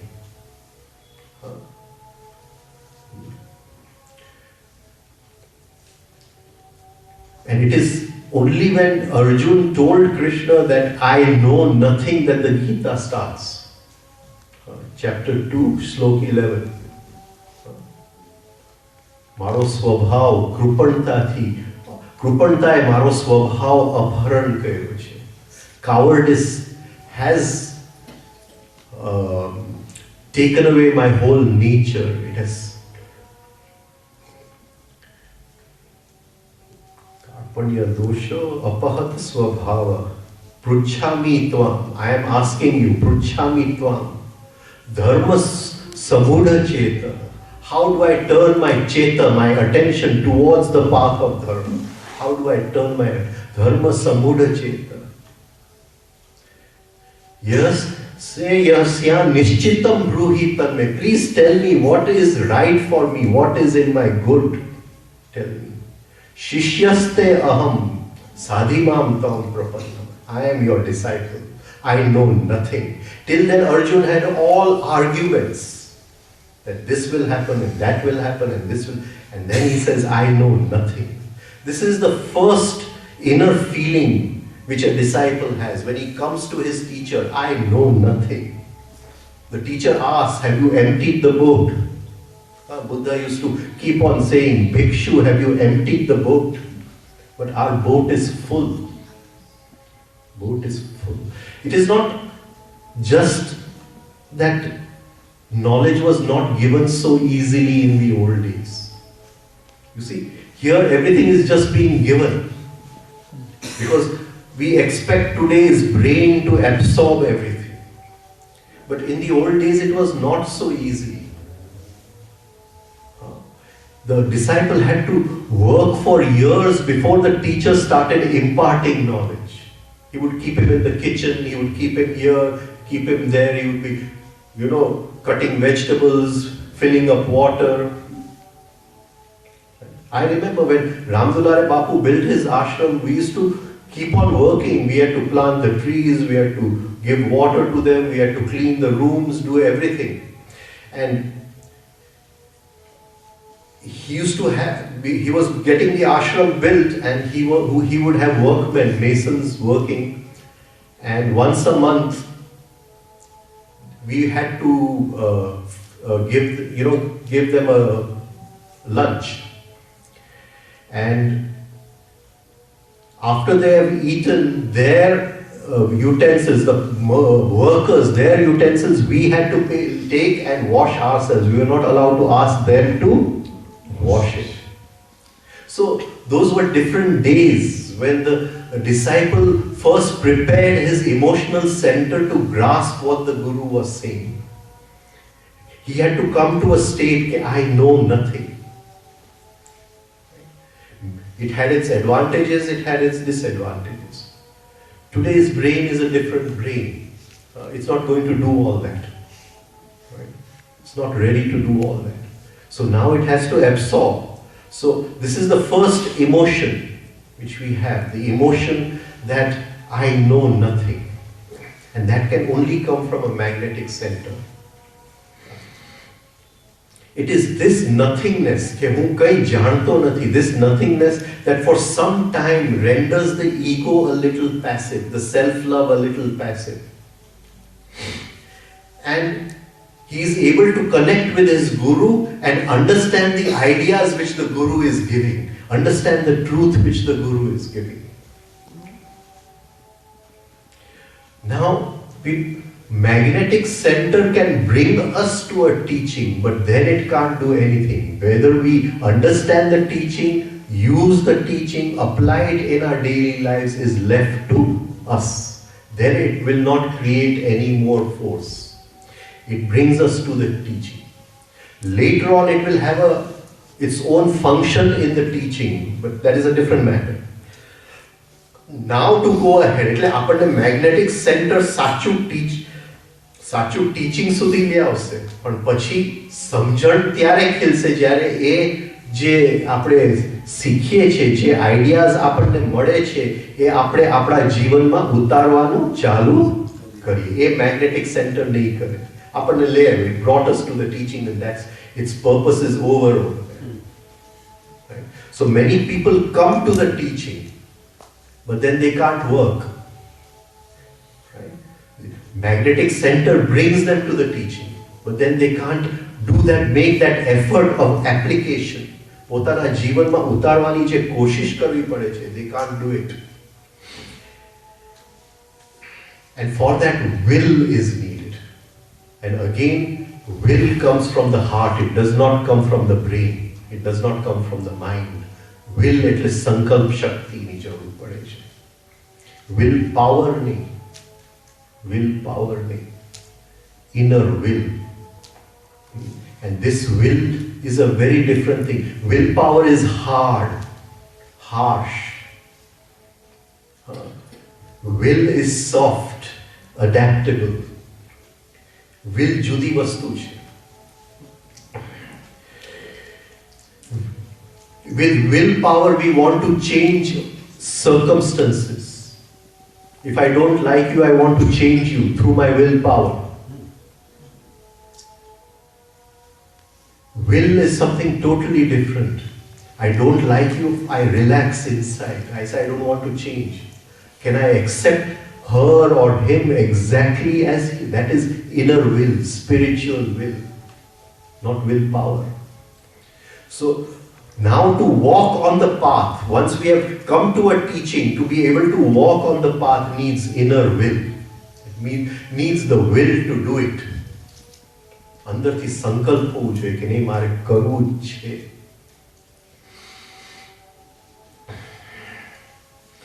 અને for will, affection is needed. લાગણી જોઈએ. Affection is the raw material for love. Love is something very high. But at least do we have the raw material? Is our heart full of the juice? લાગણી છે તો પ્રેમમાં transfer થશે, પણ લાગણી જ નથી, હૃદય જ ખાલી છે.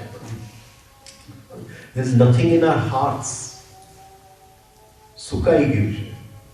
And you can't blame it because there's an advent, there's a what do you call whole bombardment of information these days.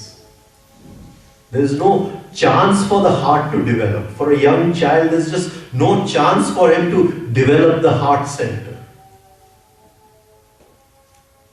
And everything is compartmentalized. I go to Bombay to friends' houses and I don't know what they are doing. The son is going in the karate class and the dancing class and the tennis class and this and that. And they can't understand in this, all this, what they think is art and sport. The heart is dying. The affection is dying. And this is, the heart must be full. It has to have juice. Then only it can value. Otherwise, how will it value?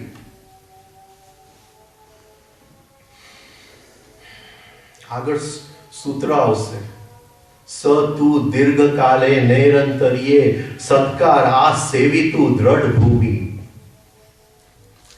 Patanjali will say it has to be done. Sa tu, this has to be done. Dirgha kale, over a long period of time. Dirgha kale, nairantarye, with no intermission. Nairantarye, with no intermission. Satkar asevitu dhrad bhumi. Satkar, like a mother is giving milk to her child. With that, what do you call, affection, if you do will this work, then it will work. It has to be done with that. When she's milking the child, there is joy. There is joy. There must be joy in our sadhana. It's not something to be done. But I have to go to office, quickly do the refining exercise. Or quickly do the mantra and go to office. It can't be done that way.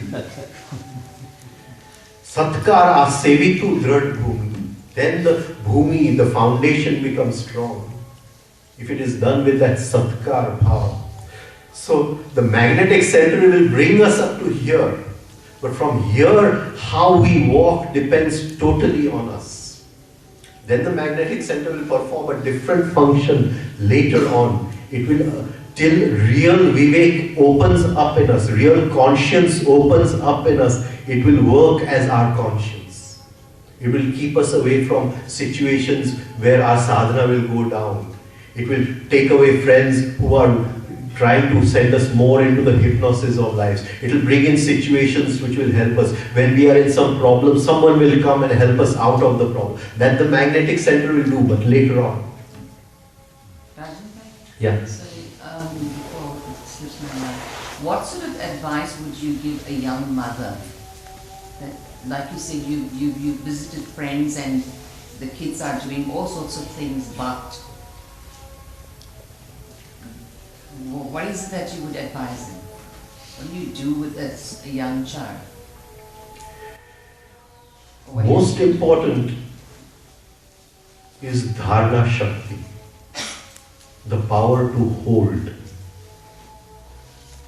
The power to hold. Children don't today have the power to hold. They react immediately. Something goes wrong, I don't like you. Right? There is that wrong, that inner holding power, dharana. Right? That is the most important education we can give to them. But if we are going to put them in this run-of-mill life, then everything is moving fast. There is no pause, there is no power to hold. You've come from your tuition, go for your tennis lesson. You come from your tennis lesson, go and do this. Teach them the art of non-doing. Right? Effortless effort. So these are some things. Most important is dharana shakti, the quality of attention. Can they hold their attention? That is why in all my camps I make the children do the prism exercise. Holding of attention. Have you done the prism exercise? Yeah. Yeah, the prism exercise. What about puzzles, for a 4-year-old? Does that? Try to see the essence of the child. If the child's essence is for puzzles, then give it puzzles. Give him puzzles. If the essence is to draw, then give him a drawing board. As long as the concentration is there. So go into the child. What has he come with? Don't force something upon him which he has not come with. The child was born an artist, he became a doctor. is what happens every day. Right?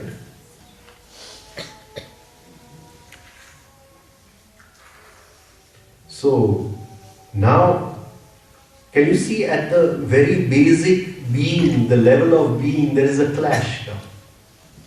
The inner essence wanted to become an artist, but the personality became a doctor.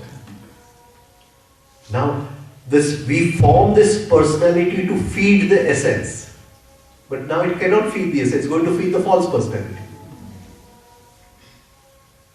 Do you understand what I'm trying to say? And of course, what my teacher used to say, of course, I've not really been able to go into that, but that was to develop the inner powers of the child, also the hidden powers of the child. I tried in my initial camps, but I found it very, very difficult. Somehow, by even 5 years, the children had formed such a powerful personality that to break through that became very difficult. But at least the quality of attention, dharana shakti, the capacity to hold, and affection in the heart. They must enjoy love. They must enjoy giving love. They must enjoy sharing. So these are few things which we can, and don't teach them, just create circumstances. Don't regulate them. Create circumstances. Like if my son was angry, I would put a stone in his hand. How far can you throw the stone? Further. And after 4 stones, the anger is gone. Now he doesn't know. You're just creating a circumstance. Creating a situation. But that helps throughout the life.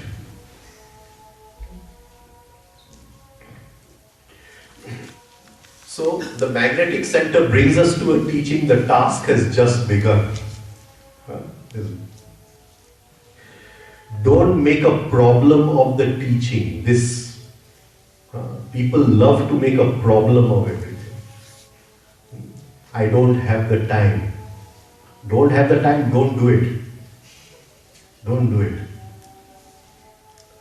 Because this word value is a very different word, value.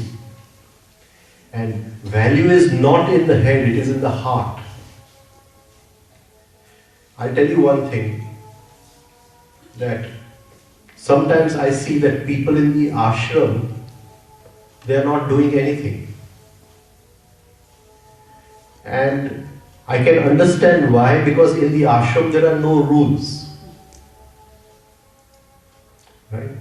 So, you don't have to wake up at a certain time and do your exercise. It's left to your inner discipline, your inner intelligence.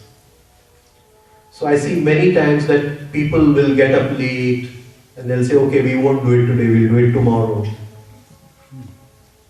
Now, they've come to the ashram for special discipline. And when I go to Bombay, I see people are running in life. Bombay is a hard life.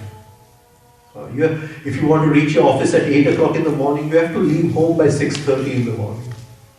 It's a difficult life in Bombay.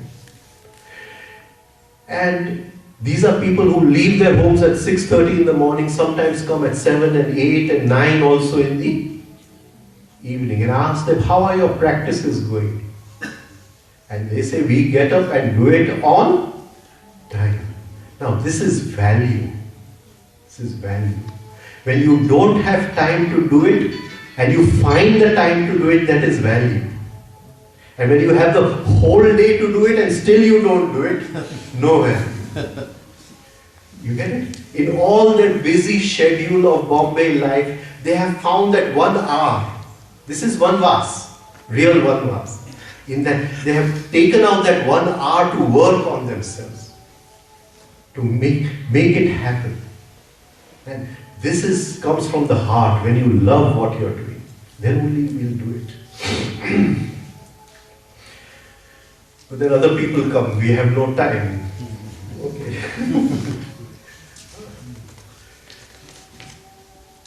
Time cheats us like anything, no?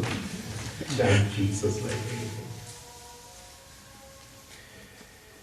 Right? We make this arbitrary time, no? 1 hour is 1 hour. And we don't realize that every moment time is cheating us. So, 1 hour is the same for a child and 1 hour is the same for me at 59 years. But it can't be the same. It can't be the same. If I was a young child of 10 or 12 or 15, I would do so much in this 1 hour. Now, after 1 hour has passed in the morning, say at 10 o'clock, 11 o'clock, from 10 to 11, what did I do? I've done nothing. It's the same 1 hour. But time, as we grow old, time cheats us. We do less and less in more and more time. And when we are young, we do more and more in less and less time. And we don't realize. I feel that, I'm 59 today, maybe 10 years more I've got to work on myself. It's all nonsense. I don't have that 10 years. Because those 10 years I'm thinking the same way what I would do in my youth. It's not there. Those 10 years are going to go like this.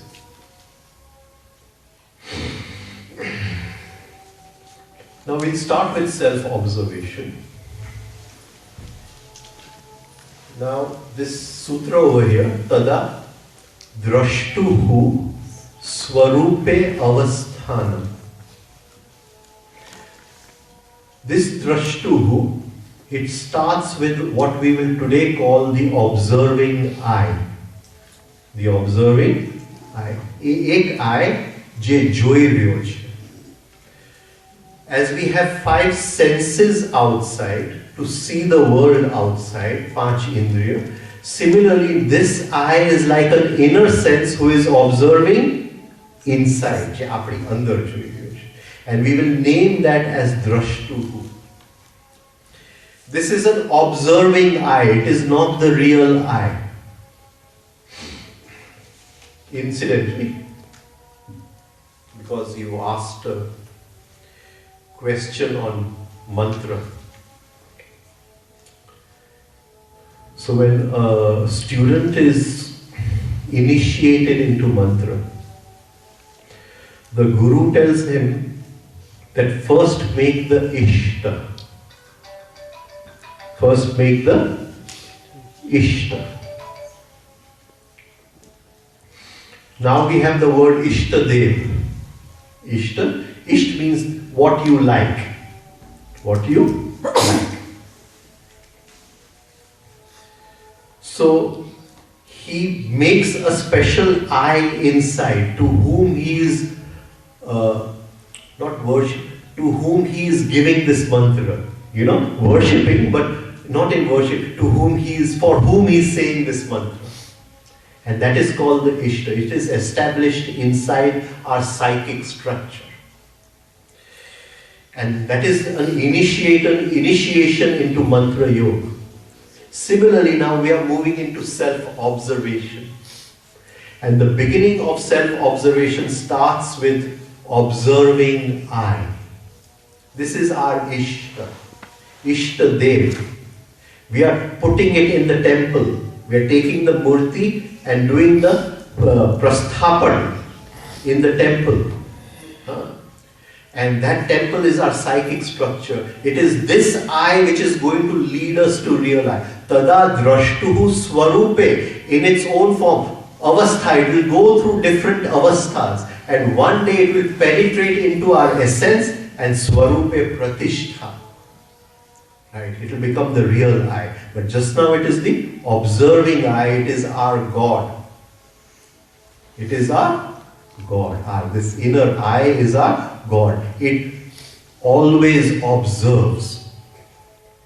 So the beginning of all sadhana starts with the realization that I am not one person. Ek nathi, andar anek chu. And there must be a struggle inside, inner struggle. And tap kevai. This is called as tap, this inner struggle. Because what will happen once there is something observing inside, you will see 2 parts to your nature. One part wants to do sadhana, which at present is very weak. which is very weak. And the other part wants to go back into the hypnosis of life. એક ભાગને સાધના કરવી છે અને બીજા ભાગને ફરીથી જીવનના જે હિપ્નોસિસ છે, ઊંઘ છે, નિંદ્રામાં સૂઈ જવું છે. So the minute we start observing I inside, we will suddenly see there are two paths. See, આપણે જૂના ભજન જોશું ગંગા સતીના ને. So she will talk about સજાતીય અને વિજાતીય, આ બે.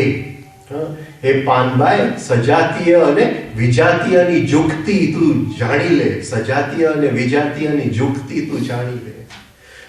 જે આઈ તરફ લઈ જાય, જે એસેન્સ તરફ લઈ જાય સજાતીય, જે એસેન્સ થી દૂર લઈ જાય વિજાતીય. આ જુક્તિ તું પાનબાઈ જાણી લે. So Gurdjieff calls it as workforce and life force. That force which takes us more into the hypnosis of life, he calls as life force, and that which takes us higher into our sadhana, he calls as workforce. Sadhana he calls as work. So the minute we start looking inside, we will see two paths. My teacher used to call it the attachment center, the detachment center. Everybody has their own words, but this is something which we will see for ourselves. So all sadhana starts when we realize that we are not one person. અહીંયા એક વ્યક્તિ નથી બેઠું, ભીડ બેઠી છે. There's a crowd. I am not one person. I am a crowd inside. And then there's that struggle. Now for this to happen, we must divide ourselves into two. An observing eye, જે observe કરી રહ્યું છે, અને the observed, જે દેખાય છે. The observing side and the observed side. The observing side is looking at the observed side. Self-observation is not done by our external senses. આ પાંચ ઇન્દ્રિયથી નથી થતું. આ દ્રષ્ટુ, it is the sixth sense, the inner eye. Now, to observe anything, I must be more interior than that thing. If I want to observe my thoughts, I must be more inside than my thoughts. If I am on this side of the thought, I cannot observe the thought. એટલે જરા સમજો, just understand this, that observing eye is something deep inside us. બીજી રીતે જોઈએ, we see it from another angle. It must be higher than what it is observing. If I am on top of the mountain, I can observe what is below the mountain. પહાડ ઉપરથી નીચે મને દેખાય છે. So either that observing eye is more interior or it is more higher. It is observing. And we will use this metaphor of higher, the simile of higher, because it gives us an understanding that many times it will slip and fall back into life. It will slip and fall back into. It is a continuous practice.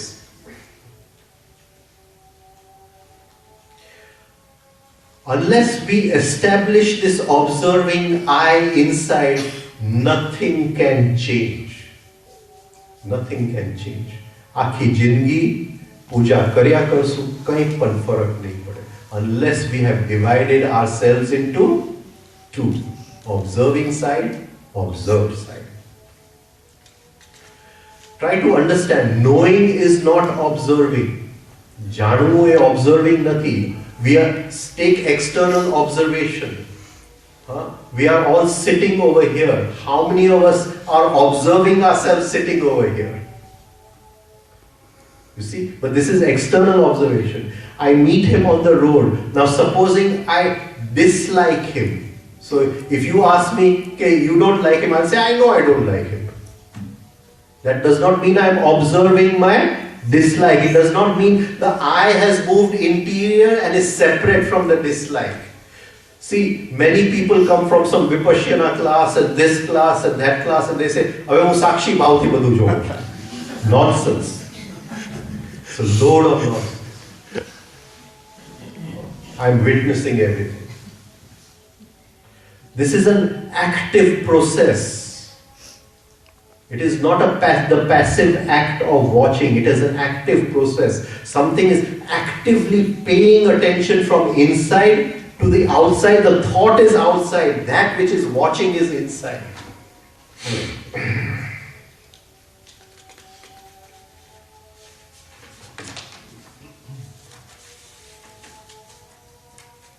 So just knowing cannot change anything.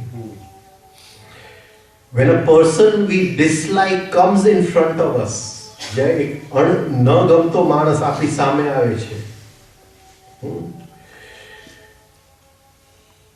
we start seeing what kind of thoughts are crowding in our mind. We start hearing all the different voices talking inside of us. We start feeling the different unpleasant emotions, the kharab emotions. This is, we are watching all this from far away. Whatever face we show outside, that is a part of our व्यवहार, how we interact. We don't have to tell that person, I dislike you, I don't like you. You don't have to tell him. But the inner observing eye must be there. And as you see that dislike coming and the emotions coming and the voices chattering with each other and shouting with each other, suddenly you will realize how mean we can get. આપણે કેટલું નીચે ઉતરી શકીએ એ આપણને ખ્યાલ આવશે, કારણ કે અંદર આ બધી વાતચીત ચાલે છે. And we have not paused to observe all this. અર્જુનને એમને વિષાદ નતો આવ્યો. When he realized all this is with I am this, that is why. So the observing side sends attention to the observed side, observing the thoughts and emotions which belong to the observed side.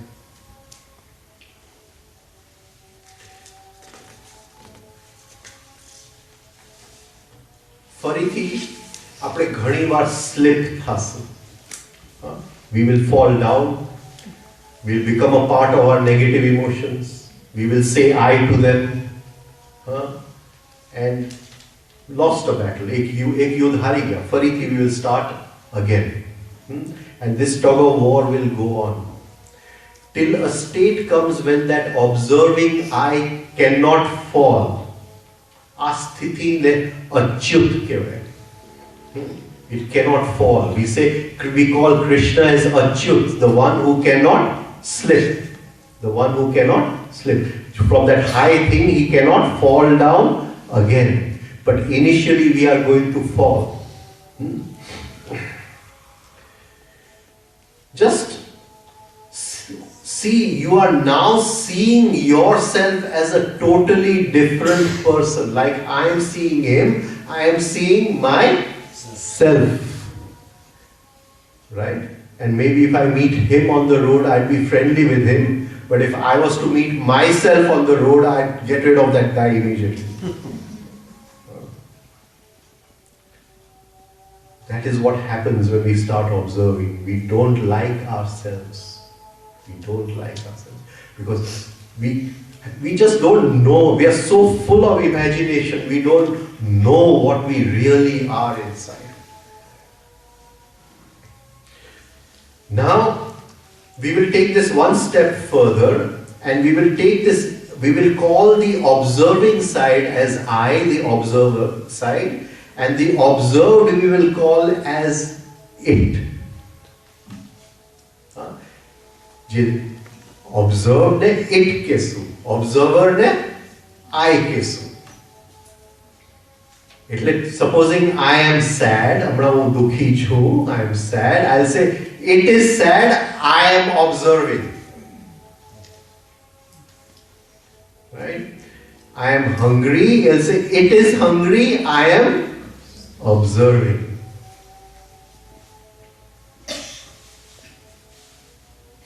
Not what am I doing, what is it doing.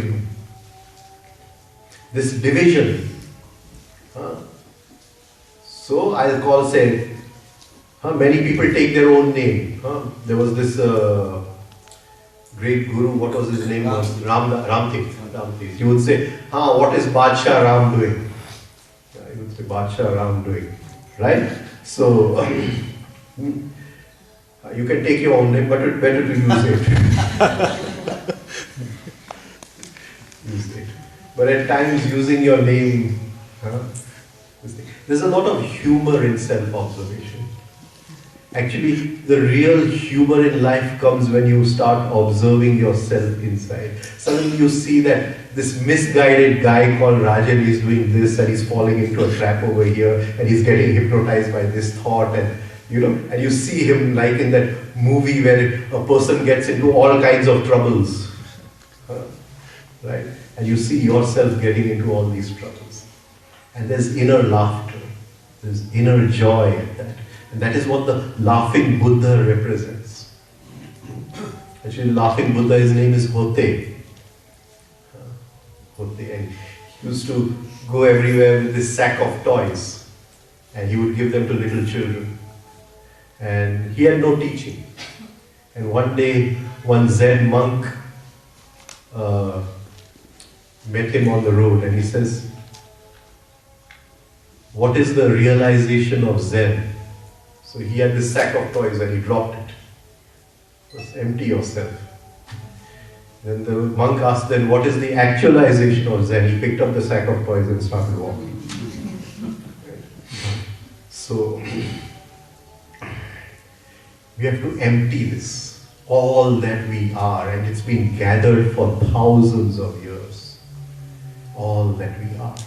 That inner eye, as it observes everything that is false, will start falling away, going away. It's a long process. So now we can see what is going on. Our thoughts, our emotions, all our secret, nana chal apne kariye chhe ne andar. Our shady dealings, all the inner dramas we do to make a face with someone, to put on an act with someone. All the elaborate lies we weave in front of people. All the planning on how to invent ourselves, what picture to show to people, how to appear, what kind of lipstick we use inside or outside. All that suddenly is now opening up the psychic nature. Light is going into a place which was in darkness for, I don't know, sir.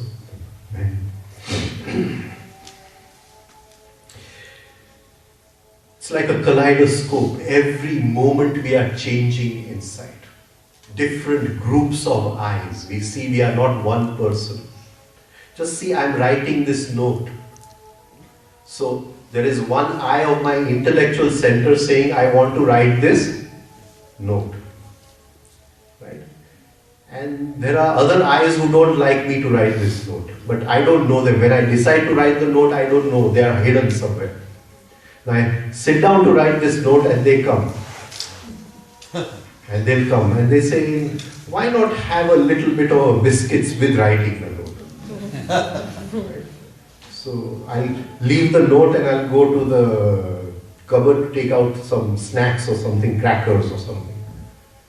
And then you come back with the crackers again, you start and say, but someday why not have a lemonade with it? They said, take a break from writing the note. Lemonade and crackers, why write this boring note with that? Put on the TV for some time. Can you see? Each moment the lord of the guest house is changing. Each moment it is changing. And if we can just observe ourselves for 1 hour, we'll realize that they come and they go and they come and they go and they do their job and they go away and we pay the price. Right? And then by evening I say, I have a lecture and I've not done anything. Right? We pay the price and they do their job and go away. Right? So, it's a real joy to observe this. Initially it looks difficult. Even I found it difficult. Right? Initially it looks difficult. But once you start, then this is the greatest movie of life. All these voices we are hearing inside are different eyes. Now during the day, these eyes are chattering all the time with each other, like a fish market. They're chattering with each other. But in the night, as we go to sleep, because when we sleep, the centers detach. And all these eyes that we are seeing, we will go into this, deeper into this, they live in centers. The intellectual eyes live in the intellectual centers. The emotional eyes live in the emotional centers. The moving eyes live in the moving centers. And when we go to sleep, there is our connection with the centers breaks down. And so when we are on the verge of going to, sometimes we hear the last voices of some eyes speaking. If we could practice properly in the day, we would hear it throughout the day, but we do hear it sometimes when we are going to sleep. And some eyes, if they don't want to sleep, they don't allow us to sleep. So then they are chattering even when we are trying to go to sleep. So in sleep, a natural separation takes place. It is this natural separation which happens in sleep that we want to consciously bring about. In sleep it is natural, but there is no consciousness. Now the same separation from the eyes we want to consciously bring about.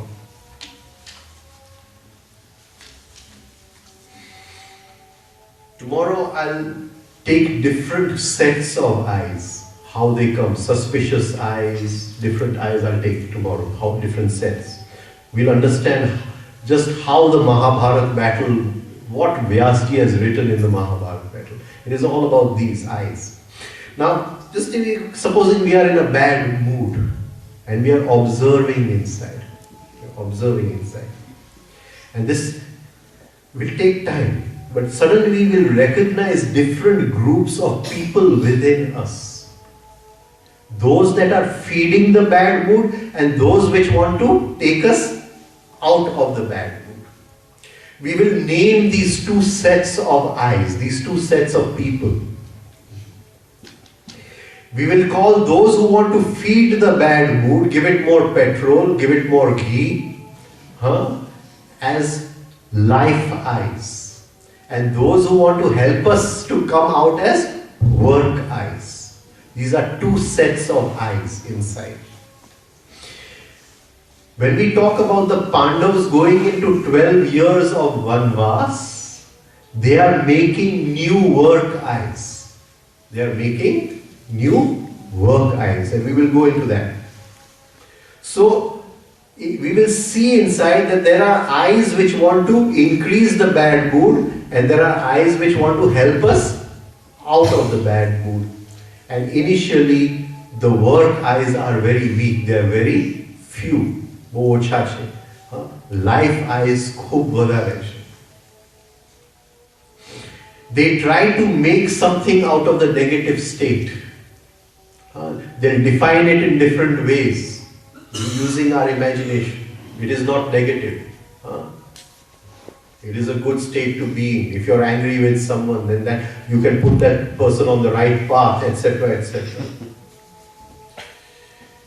Now, for the negative state to continue, it needs food of negative thoughts, negative feelings. And it is these eyes which keep on giving the negative thoughts and negative feelings. And we will see how they are bringing each feeling to the fireplace. They delight in doing this. There is a kind of joy in being negative.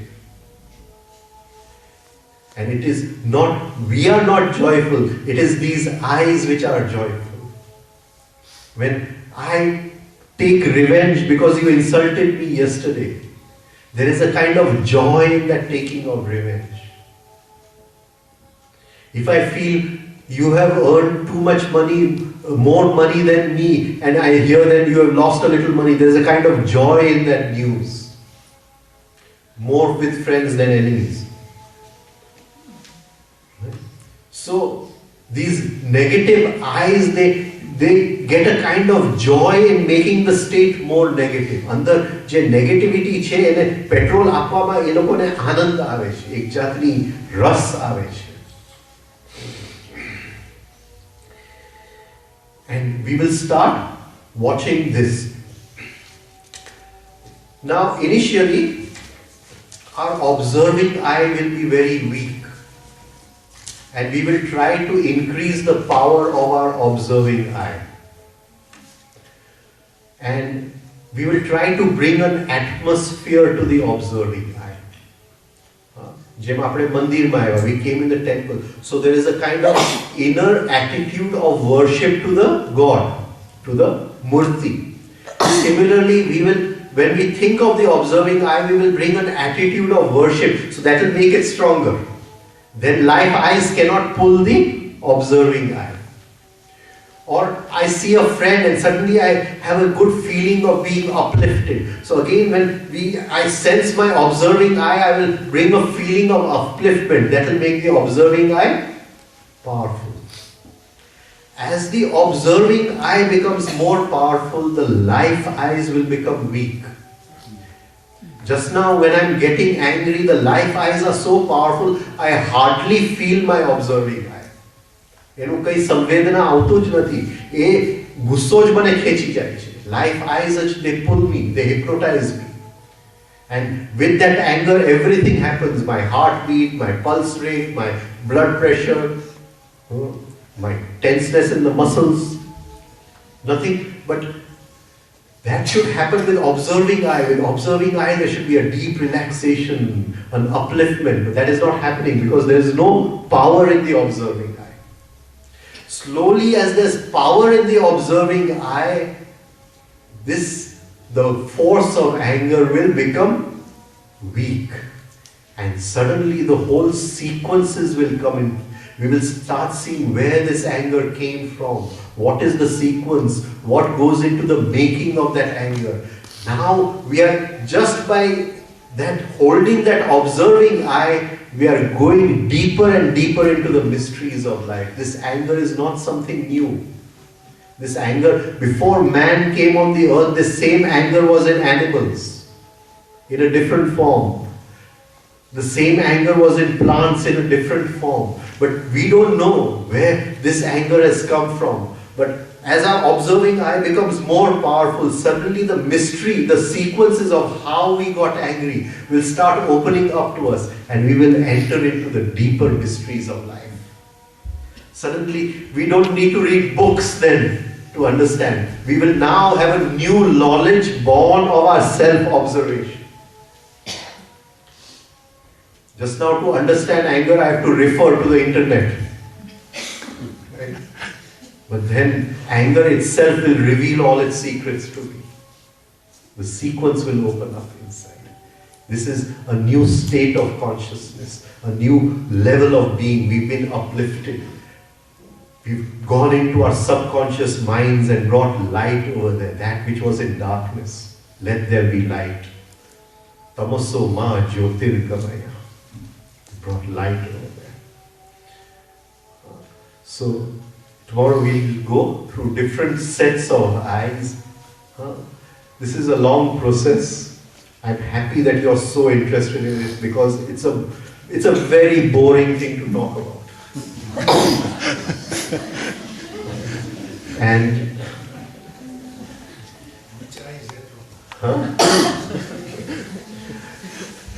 I'll tell you, when I started this, it was so difficult, so difficult. Many times I've given up. Because you try to observe something and something else pulls you away. You are wondering, what am I doing? And why am I wasting time on all this? And all the life eyes come and they want to pull you down.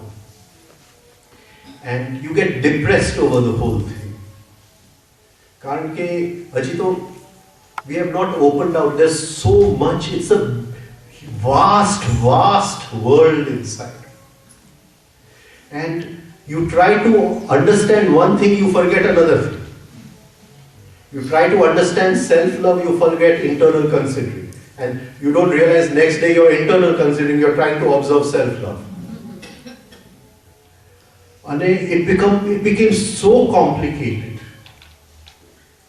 And I was wondering whether this is the right way of doing things.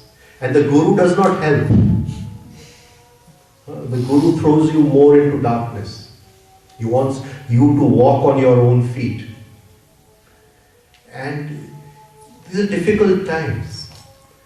But suddenly, with the practice, after about 5 years of practice, one day I woke up and the whole inner scenery was clear. Then there was no doubt about anything. Then there was no that am I observing this or am I observing that. Then everything was one whole. But for that inner struggle, you have to pass through that. Right? And sometimes it can be a tedious journey. But it is well worth it. I'll stop over here. Thank you. Jai Shri Krishna. Good night.